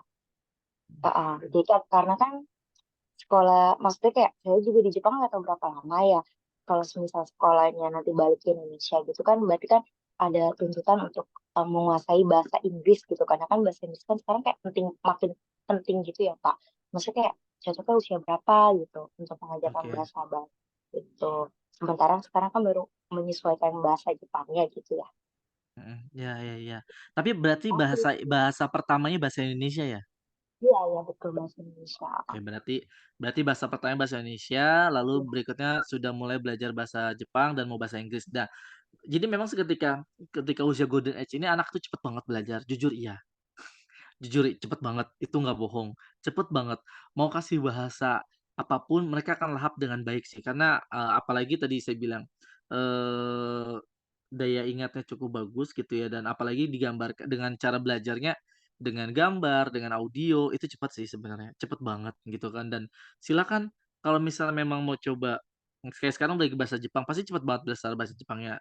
Kemudian nanti mau coba bahasa Inggris, ya bisa juga bahasa Inggris gitu ya, cuma pelan-pelan dalam artian jangan memaksakan anak untuk kayak, apa ya, belajar semuanya gitu, tapi entar nanti dia bingung. Tapi kalau memang sudah bahasa Indonesianya udah lancar, kemudian sudah bisa memproduksi bahasa Indonesia, mungkin bisa masuk ke bahasa, Inggris, bahasa bahasa Jepang, boleh gitu ya. Dan sayangnya ini kalau kita nggak lanjut atau kita nggak rutin, ini yang terjadi adalah nanti anaknya lupa sih, kayak misalnya dulu anak saya pinter banget tuh bahasa Inggris semuanya gitu, cuma karena saya tidak lanjutin, komunikasi sehari-hari bahasa Inggris, ya dia sekarang udah masuk sekolah dasar, itu lupa lagi sih sebenarnya bahasa Inggris itu apa aja.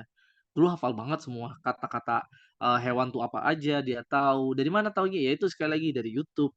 dari handphone gitu kan yang mereka sudah terbiasa. Jadi mereka belajar sendiri tuh mereka cukup banyak kosakatanya. Cuma ya kembali lagi kalau kita nggak terus, mengingatkan dan kita tidak komunikasi sehari-hari, itu bisa hilang sih. Jadi, usia berapa untuk belajar bahasa asing? Usia sekarang sampai usia 8 tahun itu bagus untuk perkembangan anak. Maksudnya anak akan menerima dengan sangat baik sebenarnya. Jadi mereka tidak akan ada kayak penolakan gitu kan ya. Mereka akan, belajar bahasa dengan sangat cepat.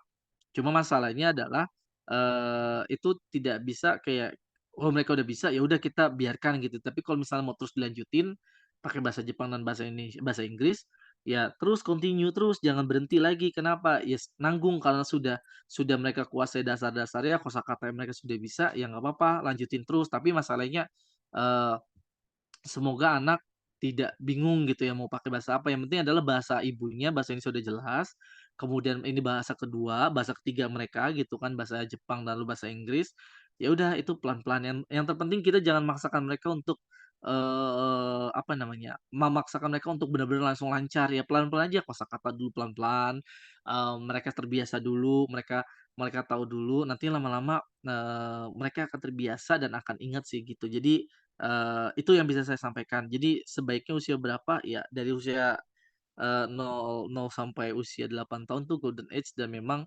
anak cepat banget untuk belajar bahasa apapun sebenarnya. Cuma sekali lagi, pertama bahasa ibunya dulu harus jelas dulu, bahasa Indonesia udah jelas, mereka sudah bisa komunikasi dalam bahasa Indonesia dulu, mereka sudah bisa memproduksi bahasa Indonesia dulu, lalu kita bisa tambahkan ke bahasa asing berikutnya. Jangan sampai, bahasa ibunya itu mereka bingung.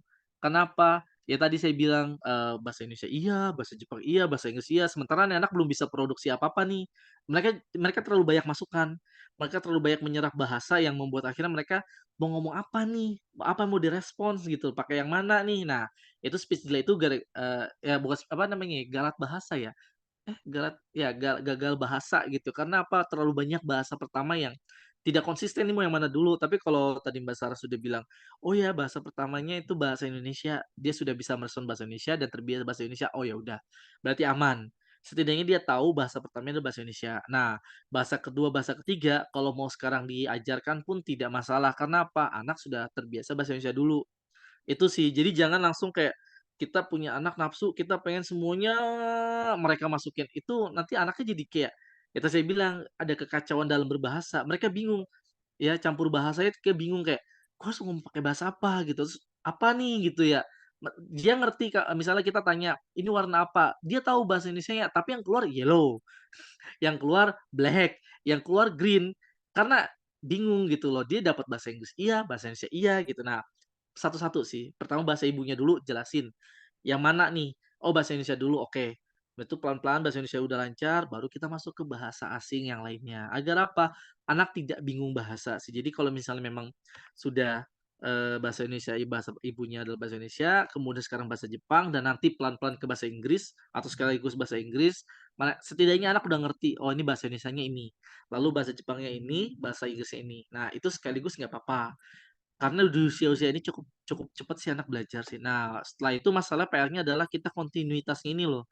Jangan sampai cuma sampai di sini, terus kita nggak lanjut lagi nih bahasa Jepang dan bahasa Inggrisnya. Jadi hanya fokus ke bahasa Indonesia, itu kayak sayang karena mereka akan lupa lagi. Ya, kembali lagi nih untuk mempertahankan itu ya, mempertahankan setelah mereka kosakatanya dasarnya dapet, jangan sampai kita lengah, kita nggak lanjutin, lupa lagi, ya kembali lagi, pasti bahasa Indonesia lagi yang paling pasti kembali, pasti ujung-ujungnya bahasa Indonesia nih, kalau misalnya memang udah nggak dipelajari lagi bahasa Inggris dan bahasa Jepangnya, pasti akan ke bahasa ibu, gitu. Gitu Mbak Sarah, jadi kalau tanya usia berapa, usia sekarang golden age ini cocok banget untuk belajar bahasa asing sih. Tapi dengan catatan bahasa ibunya udah jelas. Jangan sampai anak belum bisa ngerespon bahasa manapun, kita campurin semuanya, itu bisa jadi nanti dia akan speech delay atau dia akan gagal dalam campur bahasanya terlalu banyak, gitu. Iya, oke. Semoga jelas ya Mbak Sarah ya. Oke, terima kasih Pak Randi atas Sama-sama. penjelasannya. Luar biasa. Pak Randi masih ada materi berikutnya? Tadi perjenjangan apakah sudah perjenjangan Bu Ayu? Belum, tadi sampai pemerolehan bahasa aja sih. Oh, tapi dari yang mentas kemarin belum ada sedikit pembahasan soal perjenjangan? Kemarin kita saya cuma ngebahas aja sih Pak, ada jenjang-jenjangnya gitu. Mungkin kalau Tapi Pak Randi belum ya? ya silakan Pak. Oke, sedikit soal perjenjangan karena ini berkaitan dengan, apa namanya, materi bacaan ya, baca Ya. bacaan anak ya, dan juga untuk yang ingin tertarik untuk ikut kurasi CB yang kedua. Nah, jadi perjenjangan ini itu dibuat berdasarkan, kemampuan membaca anak ya. Nah, ini A. A ini, kalau nggak salah itu usia prasekolah. Ya, ini yang kemarin Ibu Ayu buat ya? Jenjang A ya, Bu Ayu ya? Nah, ini jenjang A. Jadi di Ya. sini, hampir 100% itu gambar lebih banyak gitu kan, ya. Oke, kita lihat. Nah, nih dia, ini jenjang A itu sebenarnya perkiraannya 0 sampai 7 tahun. Ya meskipun terkadang, mungkin anak yang di atas 7 tahun mau baca A juga nggak apa-apa, ya, itu boleh. Nah, selanjutnya sebentar. Nah, kosakatanya. Nah, kalau misalnya teman-teman mau coba buat buku tentang buku bergambar, anak jenjang A, itu gunakan bahasa yang, satu satu apa ya, tidak ada imbuhan. Kalau mau ada imbuhan, imbuhannya hanya di awal atau di akhir. Imbuhannya masih atau di. Ya, kalau mau pakai mungkin bisa, ya. Lalu kalau di akhir misalnya, akhiran i atau akhiran kan atau akhiran an, itu boleh. Ya, jadi tidak menggunakan kosakata yang, imbuhannya rumit. Ya kalau bisa sih nggak ada imbuhan dulu sih sebenarnya kalau bisa, ya. Nah, terdiri dari 5 sampai 20 kosakata yang sering digunakan. Jadi ada pengulangan kata-kata yang sama. Nah, ini dia tadi kombinasinya suku kata ya kan, mudah dicerna. Kalau bisa itu yang misalnya terbuka, kayak misalnya AAA, ya OO gitu ya. Jadi bukan yang mati gitu, yang akhiran langsung M atau konsonan, tapi kalau bisa yang terbuka untuk mempermudah anak baca sebenarnya. Ini yang A nih ya. Nah, ini gambar, kemudian sebentar proporsinya lebih banyak gambar dibandingkan teksnya. Nah, ini yang harus diperhatikan. Jadi untuk buku jenjang A itu maksimal ya satu halaman itu 5 kata. Maksimal 5 kata, satu kalimat. Berapa kalimat per halaman? Cuma 3 kalimat. Jadi nggak lebih. Dan ini kalimat bukan paragraf. Ya, kalimat aja, kalimat selesai, kalimat selesai gitu ya kan. Kemudian jumlah halamannya 8 sampai 24 halaman. Ya. Oke, ini minimal ukuran hurufnya adalah 24 ya, dan ini yang tidak berkait atau sans serif ya. Jadi bisa dicek seperti apa sih sans serif itu yang tidak ada kaitnya, tidak ada ujungnya. Tidak ada cantelan gitu ya, yang bikin anak, tidak suka membaca gitu ya. Kemudian untuk penempatan teksnya itu kalau sudah di atas, atas semua untuk mempermudah anak. Kalau misal di bawah semua sampai akhir buku. Nggak bisa atas ke bawah, dan untuk jenjang A itu nggak boleh ada kalimat langsung atau tanda petik kayak, "Aku mau beli ucap ini," itu nggak boleh untuk jenjang A. Ya kalaupun mau tidak perlu pakai petik 2, itu agak membingungkan anak. Kayak misalnya kita bisa buat, eee, "Aku mau beli," gitu ya misalnya, udah, rengek nggak usah pakai rengek ya, misalnya, aku mau beli itu," ya, "aku mau beli itu." Dani membujuk ibu gitu. Itu cukup seperti itu aja gitu. Itu udah 2 kalimat gitu. Jadi tidak tidak perlu pakai petik 2. Ini untuk A. Karena apa? Untuk dibaca anak dan tidak bingung kalau ada ucapan kayak tidak langsung petik 2 itu sebenarnya agak membingungkan anak. Jadi hindari itu sebenarnya. Untuk A seperti ini ya karakteristiknya. Jangan, eee teksnya tuh di atas, di bawah, atas, bawah, enggak. Kalau atas, atas terus, bawah, bawah terus gitu. Kenapa? Buat anak fokus, oh teksnya ada di bawah semua, gitu. Nah, itu. Kemudian untuk gambarnya, jangan teksnya apa, gambarnya sama seperti di teks. Kalau bisa sih, gambarnya tuh lebih ke aksinya. Itu satu. Ya mungkin teman-teman di sini bisa kerjasama dengan ilustrator, kalau misalnya memang mau coba buat buku, cerita anak, jenjang A ini. Ini jenjang A itu gampang-gampang susah ya, karena memang harus memikirkan kata-katanya itu seperti apa, kalimatnya seperti apa yang dipakai, ya itu. Lalu masuk ke B1. B1 ini mungkin sekitar 7 sampai 8 tahun, ya masuk sekolah awal, ya. Ini juga Sama ya, ini tidak terlalu menggunakan kosakata yang imbuhan awalan dan akhiran belum, masih imbuhannya me atau di atau ber ya. Jadi jangan menggunakan yang lain. Lalu di sini itu sebentar, struktur bahasanya ya ada kombinasi suku kata, kemudian ada imbuhan, ya. Ada kalimat tunggalnya mungkin bisa. Tunggal tuh berarti pakai dan, atau, tetapi itu boleh. Ya tunggal, kalimat tunggal. Ya kalimat tunggalnya. Majemuk setaranya juga itu, sorry. Itu kemudian tidak ada balon kata, tidak ada dialog itu belum ada, masih belum. Nah, posisinya juga sama seperti A. Kalau mau di atas terus, di bawah terus, konsisten. Nah, bedanya adalah jumlah kalimatnya bertambah. Kalau tadi A itu 3, satu halaman 3 kalimat maksimal. Kalau di B1 itu kalimatnya 5 maksimal. Ya, 7, 7, 7, 7 sebentar. Oh, 5 kalimat per halaman, 7 kata per kalimat. Ya, tebal halamannya 16 sampai 32. Ya, fontnya jenisnya sama. Oke, ini untuk yang B1-nya. Masuk ke B2 ya. B2 ini berarti tadi 78 mungkin ini sekarang 89 ya. Masih kelas 2-an ya, kelas 2-an ya. Kelas 2 gitu ya. Ini juga sama, belum ada dialog ya, jangan ada dialog petik 2, tapi sudah mulai menggunakan kalimat satu dua kalimat menggunakan imbuhan di awal dan di akhir. Ya, itu sudah boleh. Ya, tapi tidak terlalu banyak. Kemudian di sini juga, sebentar. Ya, jumlah katanya bertambah, jadi per kalimat itu 9 kata, lalu per halaman 7 kalimat. Ya, nanti ini saya bagikan ke Ibu Ayu, mungkin Ibu Ayu juga bisa bagikan ke teman-teman di sini, karena memang ini secara umum bisa dibagikan. Dan untuk patokan, ketika mau terlibat dalam pembuatan buku cerita anak di CB atau di yang lain, di balai bahasa manapun, ini patokannya sama. Ya, usahakan ini yang terus diingat. Ya, lalu halamannya 24 sampai 48 halaman, ya. Nah, ini posisinya bisa beda nih. Bisa di atas, bisa di bawah gitu ya.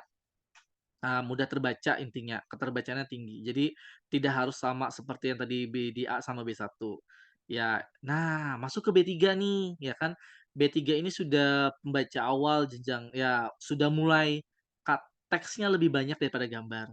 Ya, teksnya sudah mulai lebih banyak. Ya, ini sudah ada dialog, ya, sudah ada petik 2. Ya, ini mungkin kelas tadi kan 78, 78, 89, mungkin 10 sampai 11, 12 ya, sekitaran itu. Ya, ini sudah mana ya? Nah, 12 kata per kalimat, lalu per halamannya itu sudah bentuknya paragraf. 3 paragraf per halaman. 3 paragraf per halaman. Satu paragrafnya maksimal 3 kalimat. Ini sudah cukup banyak teksnya. 32 sampai 48 halaman. Ya, tuh. Oke, ya ini sudah C, ini sudah masuk SMP. C ini SMP, ya. Eh, kemudian kalimatnya juga sudah mulai lengkap, ya paragraf juga.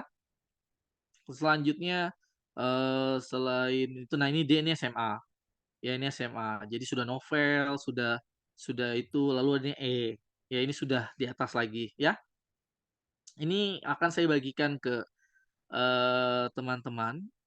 Nah, ini kalimatnya juga sudah jelas, tanda bacanya ya sudah ada ya sampai E ya. Intinya ini akan saya bagikan ke Ibu Ayu, nanti Ibu Ayu bagikan ke teman-teman. Kenapa saya bagikan ini? Karena saya yakin teman-teman di sini sudah sering membaca nyaring buku-buku cerita bergambar, dan saya juga yakin teman-teman juga tertarik untuk membuat buku cerita bergambar juga. Cuma masalahnya adalah memang harus berpartner atau cari rekanan ilustrator sih. Ya Bu Ayu ya? Ya itu PR tuh sebenarnya Iya, karena iya, siap, siap. mencari teman ilustrator tuh agak-agak susah gampang ya. Memang itu kendalanya. Tapi kalau seandainya memang yakin dengan ceritanya bagus dan ambil tema-tema yang menarik sekarang itu adalah mitigasi bencana.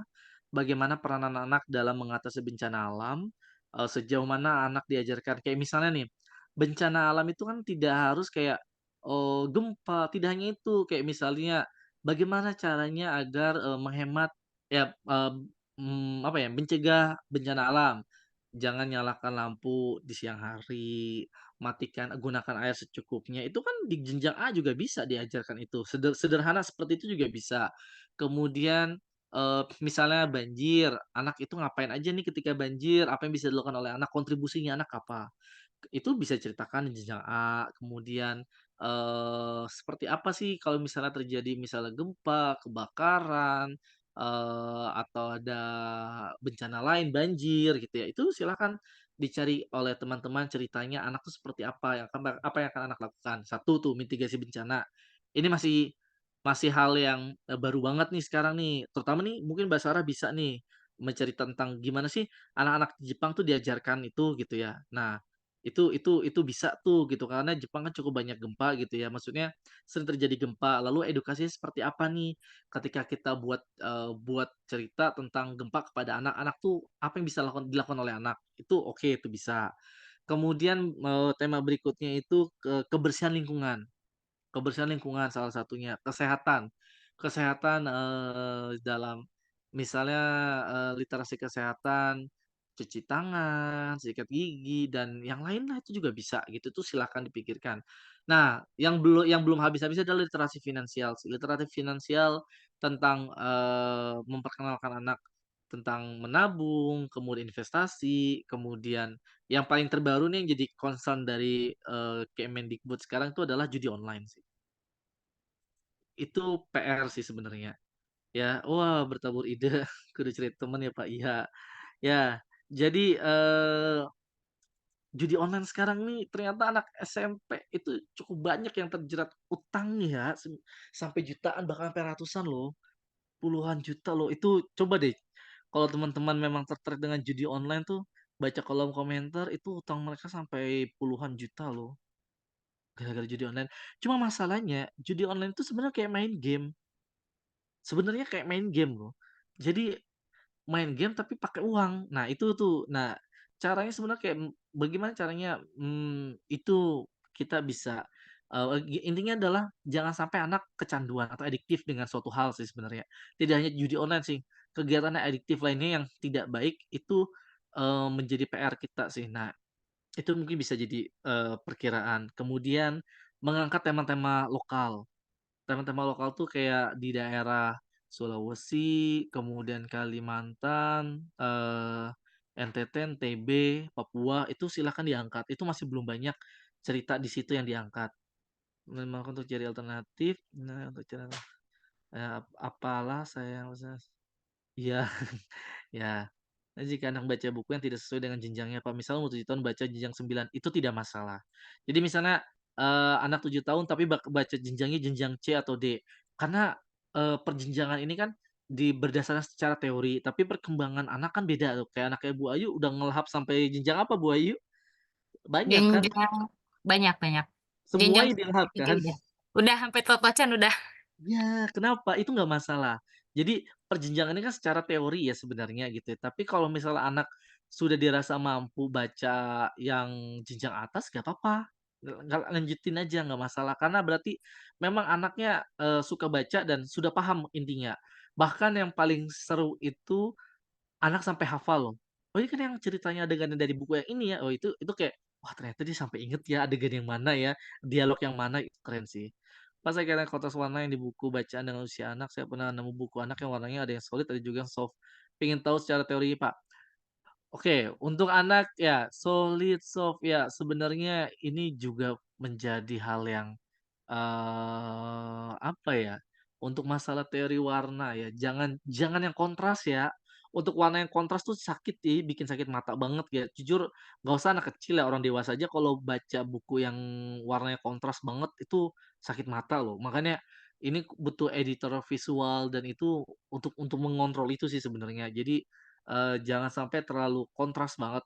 Oke lah kontras, tapi kalau warnanya colorful dan masih agak enak dilihat, itu jauh lebih baik sih. Tapi kalau udah kontras dan nyakitin mata, itu yang bahaya sih. Nah, itu sebenarnya sih benar untuk anak-anak awal tuh sebenarnya soft sih, pastel, soft, kemudian, gambarnya juga masih lucu gitu kan, dan sebenarnya gambar realis juga bisa sih, karena saya lihat beberapa buku di Australia gambar hewannya realis semua kok, dan itu ceritanya berterima kok, berterima banget gitu loh untuk masalah itu. Jadi tidak masalah gaya gambar apapun selama memang sesuai kebutuhan gitu ya. Memang dibutuhkan gambar realis kepada di buku anak pun juga sebenarnya tidak masalah gitu, jalan aja. Bahkan, saya lihat beberapa ilustrator di luar pun di buku cerita anak yang gambar realis juga cukup terkenal gitu kan, dan saya pikir malah bagus karena anak diajarkan, kayak misalnya Koala, Koala Mu itu salah satu buku favorit di Australia. Koala Mu itu bercerita tentang, anak koala yang setiap hari ibunya selalu bilang, "Kualamu, aku selalu sayang sama kamu. Kualamu, apapun yang kamu lakukan, aku sangat sayang padamu." Itu kata ibunya. Sampai beberapa tahun ibunya punya anak banyak. Kualamu punya adik. Dan di situ Kualamu merasa sedih karena ibunya hanya fokus pada adik-adiknya. Nah, lalu Kualamu berpikir gimana caranya untuk mendapatkan kalimat itu lagi dari ibunya. Ternyata ada lomba di hutan dan dia berusaha latihan setiap hari untuk mendapatkan juara satu agar ibunya bisa bilang, "Kualamu, ibu bangga dan sayang padamu." Sampai sampai saat lomba, ternyata Kualamu nggak menang. Kualamu tidak menang dan dia sedih. Kenapa sedih? Karena dia tidak akan mendapatkan kalimat itu lagi dari ibunya. Tapi ternyata apa yang terjadi? Ibunya datang, ke dia, ya, ke Kualamu, lalu bilang lagi, "Apapun yang terjadi, kasih sayang ibu tidak akan pernah berubah. Kualamu, ibu tetap sayang dan bangga sama kamu." Itu adalah salah satu buku favorit anak-anak di Australia, Kualamu. Eee, Sebentar, saya punya, kelihatan nggak? Ini kan gambarnya realis kan? Ini Kuala Lu, kok Kuala Mu, Kuala Lu. Ini gambarnya realis. Ini salah satu buku favorit, anak-anak Australia karena bercerita, gimana kalau seandainya kamu punya adik. Ini bercerita real. Jadi apapun yang terjadi, meskipun nanti kamu punya adik, ibu tetap akan sayang sama kamu. Ya, ini cerita ini sangat hangat banget. Jujur untuk untuk anak pertama, ini kena banget sih buku cerita ini, dan lihat gambarnya, gambar tuh realis loh, tidak masalah. Jadi tidak harus gambar tuh yang kartun, yang lucu-lucu, gambar realis loh, tuh, realis semua gitu loh. Karena memang ingin dikenalkan itu gitu, meskipun nanti mereka ada yang pakai sepatu, ada yang pakai topi, ini sedih banget sih. Kalau menurut saya sih ini sedih, dan ini yang membuat membuat, anak Australia suka banget, ini sangat memorable dan mereka tahu ini adalah, Mem Fox. Mem Fox ya, ini Mem Fox ini adalah salah satu penulis buku cerita anak terkenal di Australia, dan saya juga punya buku karya Mem Fox yang lainnya. Ini, ya ini Mem Fox juga. Nah, ini bercerita tentang Possum Possum, Magic Possum, ini salah satu yang terkenal ya. Nah itu, ya Mem Fox ini sangat terkenal banget. Nah, ini bercerita soal, nenek nenek possum itu punya kekuatan sihir atau punya kekuatan magic, ya dia bisa mengubah apapun dan yang paling hebat adalah membuat cucunya tidak terlihat. Nah, ini keren sih. Ini, saya juga suka banget dan, di sini dia mengajarkan tidak hanya ceritanya tapi kebudayaan di Australia, makanan di Australia. Intinya banyak sih. Saya suka sih beberapa buku-buku yang lainnya juga, ya.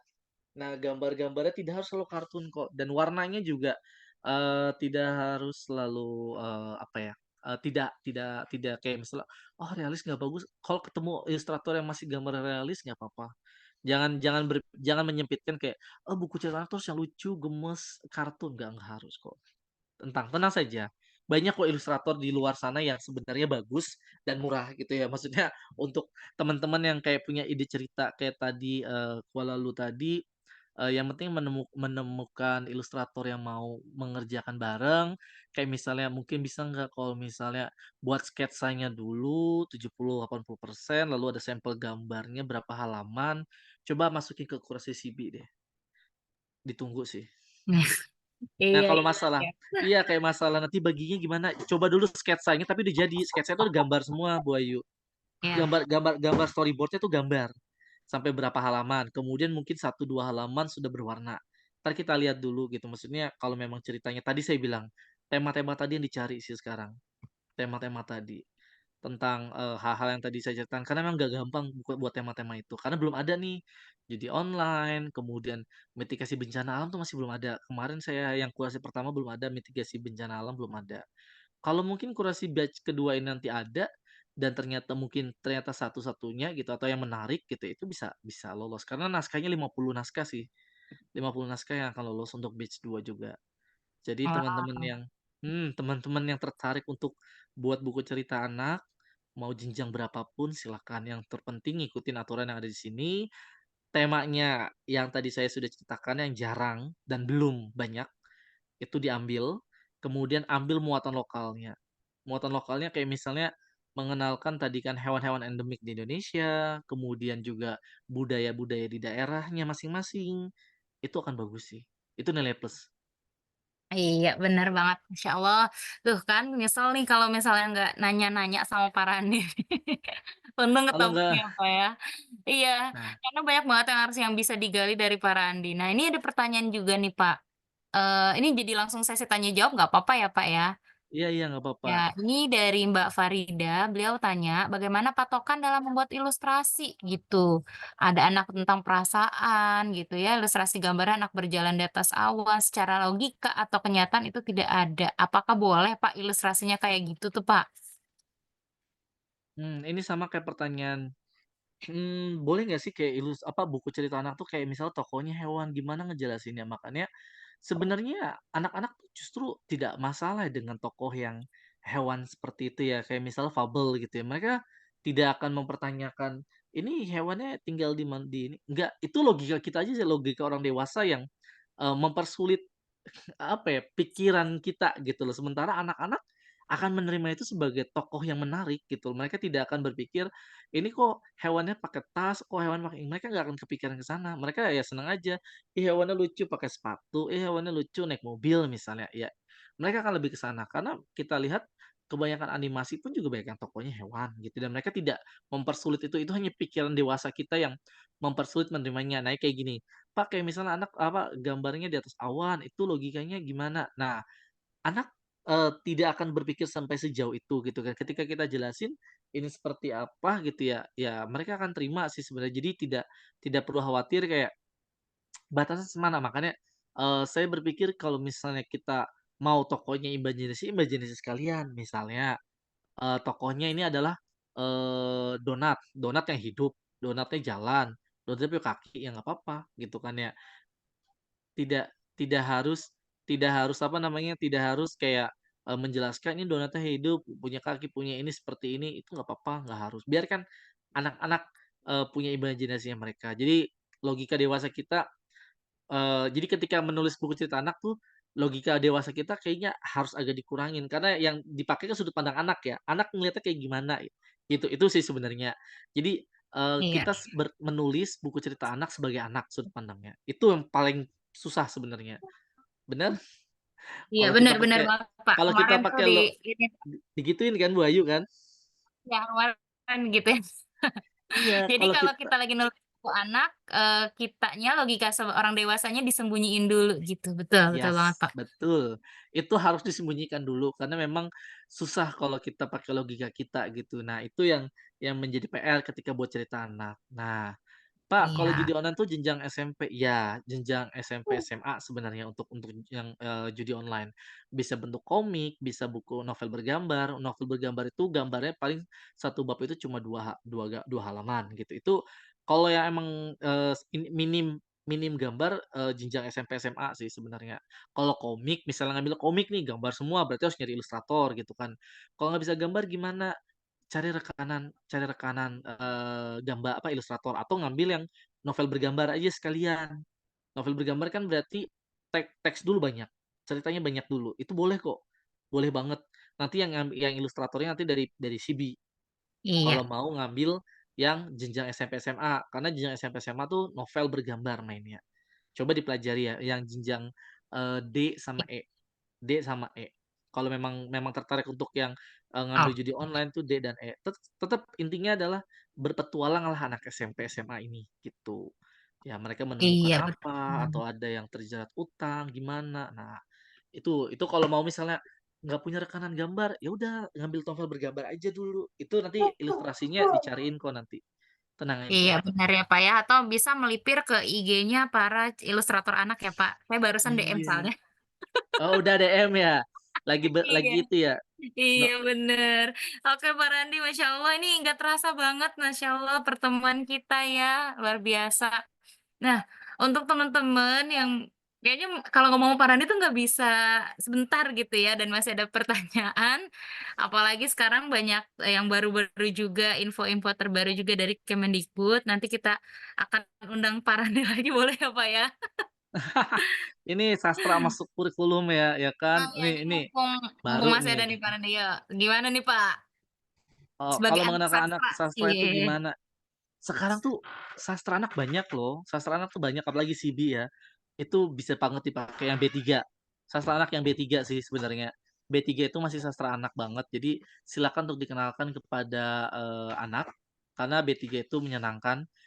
Kemudian sekarang sastra masuk kurikulum tuh jadi pelajaran matematika, pelajaran sepemahaman saya itu pelajaran apapun itu akan ada sastranya gitu. Jadi memasukkan kayak misalnya berhitung menggunakan buku sastra gitu. Jadi, bagaimana caranya mengajarkan anak soal matematika, soal tentang, budaya gitu, tapi menggunakan sastra.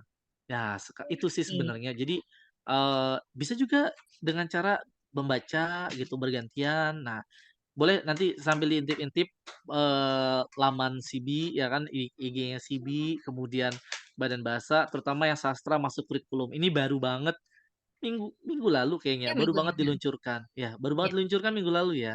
yes betul. Sastra masuk kurikulum dan ada banyak rekomendasi buku sastra anak yang bisa dipakai, di ruang kelas, terutama B3 sih. Iya. Iya, termasuk kita read aloud, buku bacaan itu juga termasuk bacaan sastra kan, Pak? Iya, benar benar Heeh, benar, jadi masuk. sebetulnya nggak aneh ya ketika ada kata sastra masuk kurikulum, gitu. Padahal ya kita sendiri sudah melakukannya termasuk ke aktivitas read aloud tadi yang Pak Randi cerita juga, yang kita dan teman-teman mentas lakukan nih selama sehari ke-10 ini, gitu ya. Iya, itu tinggal dikaitkan dengan materi pelajaran sih. Iya, betul banget. Betul. Jadi nggak ada yang aneh ya ibu-ibu semua ya. Semua sudah kita lakukan, cuma bahasanya saja yang berbeda gitu. Baik, karena kita sudah menunjukkan waktu juga ya, kita foto dulu kali ya sebelum kita akhiri pertemuan hari ini. Insya Allah, boleh teman-teman yang bisa on cam, silakan on cam. Ya, oke, yang mau on cam ditungguin nih. Kita foto dulu. Iya, oke. Sudah siap kah teman-teman? Sebentar saya atur ininya dulu. Ya, atur view-nya dulu. Oke, wow banyak yang on cam. Wah, Masya Allah, ada lagi kah yang on cam? Oke, ada lagi kah? Sudah ya, siap ya. Sebentar. Oke, siap. 3, 2, 1. Sekali lagi ya. 3, 2, 1. Oke, satu lagi. 3, 2, 1. Oke, terima kasih banyak teman-teman dan juga terima kasih banyak Pak Randi atas pemaparannya, atas ilmunya. Sama-sama. Insya Allah luar biasa. Sampai Mudah-mudahan ketemu lagi. iya bener, jangan kapok ya Pak ya. Iya, siapa tahu ketemu di Kurasi CB ya kan? Ya, amin. Aminin yang kenceng karena Pak Randi Ditunggu. ini apa juri ya Pak ya? Mentor, mentornya. Oh mentor di Kurasi CB. Wah luar biasa. Lanjut. Baik, terima kasih banyak Pak Randi atas ilmunya pada malam hari ini. Luar biasa, kita juga semua jadi punya paradigma baru ya terhadap buku bacaan anak dan bagaimana sih ketika orang nanya, hmm, apa sih kapan sih anak kita itu bisa baca? Nah ternyata ada teorinya gitu. Baik, Pak Randi, makasih banyak. Ya, Insya Allah. Sama-sama. Terima kasih semuanya. Oke, terima kasih banyak Pak. Sampai jumpa lagi. Dan semoga ini bukan pertemuan pertama dan terakhir ya, tapi masih Iya. ada pertemuan berikutnya. Baik. Oke, mungkin closing statement Pak. Hah? Oh, oke. Iya, intinya closing statement-nya gini, setiap anak memiliki perkembangannya masing-masing dan setiap anak punya 1000 potensi yang mereka bawa. Kita sebagai orang tua bukan memaksakan keinginan kita atau impian kita kepada anak, tapi kita cukup menyalahkan potensi yang mereka miliki dan dengan cara mendorongnya dan mensupport-nya. Itu sih poinnya. Jadi semoga kita menjadi orang tua yang lebih bijaksana lagi terutama untuk perkembangan anak dan kita mendukung mereka baik secara langsung maupun tidak langsung dan ya kenapa tidak kalau misalnya teman-teman di sini juga bisa berkontribusi dalam membuat buku cerita anak untuk anak-anak Indonesia lainnya. Itu aja sih dari saya. Baik, terima kasih banyak ya Pak Randi atas Sama-sama. ilmunya. Oke, boleh nanti kita ketemu lagi di ruang berikutnya ya Pak ya. Baik, dan untuk teman-teman yang ingin memberikan, apa namanya, memberikan statement-nya nih, memberikan masukan, apa namanya, teman-teman yang mau memberikan saran atau memberikan gimana sih testimoni gitu ya, testimoni belajar selama belajar di Mentas 10 hari ini, boleh banget open cam ataupun misalnya nggak bisa open cam, boleh open mic. Silakan teman-teman, siapa yang ingin memberikan testimoni gitu ya, dipersilakan. Adakah? Boleh raise hand atau ditunjuk? Oh, adakah?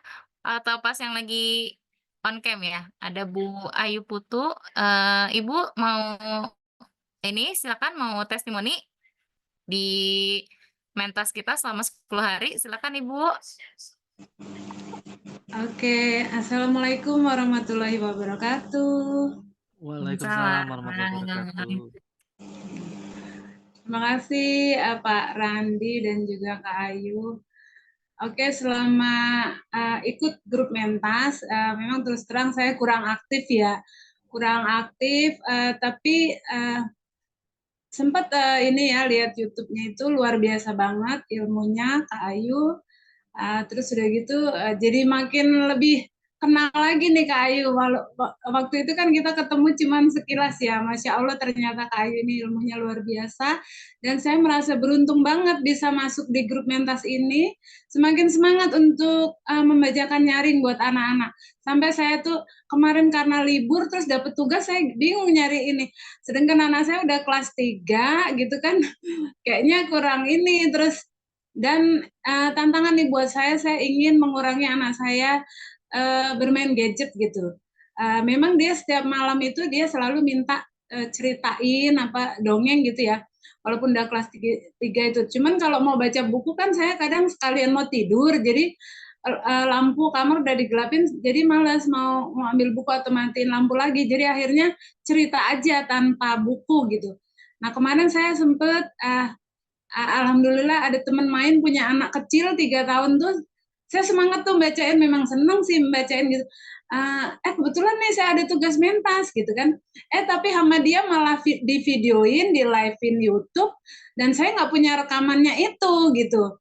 Itu terlalu panjang kalau mau di-download gitu. Nah saya alhamdulillah kemarin di sekolah, karena memang kalau rekaman yang dulu-dulu mungkin nggak sesuai dengan apa tuh kriteria Mentas yang kemarin diajarkan. Nah, akhirnya saya baru kemarin itu ngambil di sekolah, akhirnya bisa lah ngirimin 2 mepet gitu. Tapi memang sebelumnya saya ya beberapa video nggak diambil, tapi alhamdulillah saya udah sempat merekam itu 2. Dan saya berterima kasih gitu ya kepada Kak Ayu, dan ini dapat ilmu baru lagi dari Kak Randi. Terima kasih. Semoga nanti pengen sih bikin buku lagi gitu ya. Memang saya pernah bikin buku gitu, tapi memang mikir biaya juga gitu, akhirnya ya masih ditunda keinginan itu. Tapi dengan cerita ini tadi Pak Randi, saya jadi kepengen bikin buku lagi. Terima kasih. Assalamualaikum warahmatullahi wabarakatuh. Waalaikumsalam, Masya Allah, luar biasa. Ada lagi kah satu lagi teman-teman untuk testimoni Mbak Farida atau Bunda Rizky Amalia nih yang memungkinkan atau siapa kah? Ada lagi kah?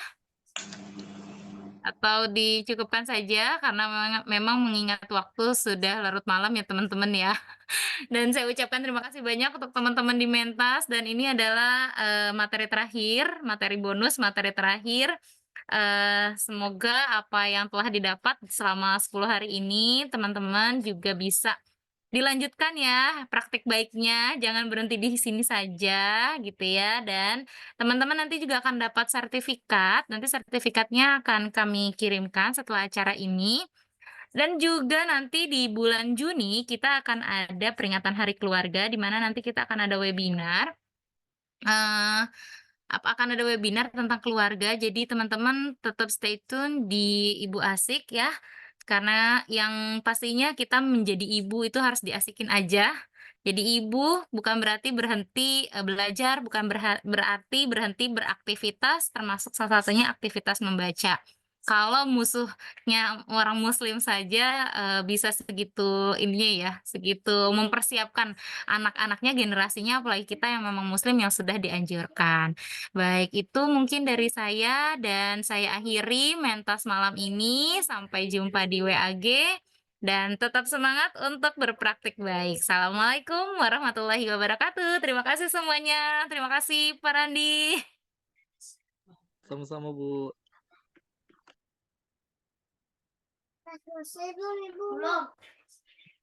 Ibu Masa Kini adalah sebuah platform yang bergerak dalam bidang pendidikan, pemberdayaan ibu agar memiliki karya produktif untuk keluarga dan sekitarnya. Asik menjadi solusi bagi perempuan agar pede jadi ibu rumah tangga. Percaya diri dengan konsep diri yang utuh, percaya diri bahwa ibu yang bahagia dan bertumbuh akan melahirkan generasi emas untuk menyongsong masa depan. Tim Asik terdiri dari Fatimah Az-Zahra sebagai founder, Riris Novi sebagai Integrative Media Specialist, Ayu Megawati sebagai Program Manager, Naiza Maulidia sebagai Program Developer, Tita Ana Suha sebagai Community Developer, dan Arifah Ratna Dewi sebagai Media Strategis. Berawal dari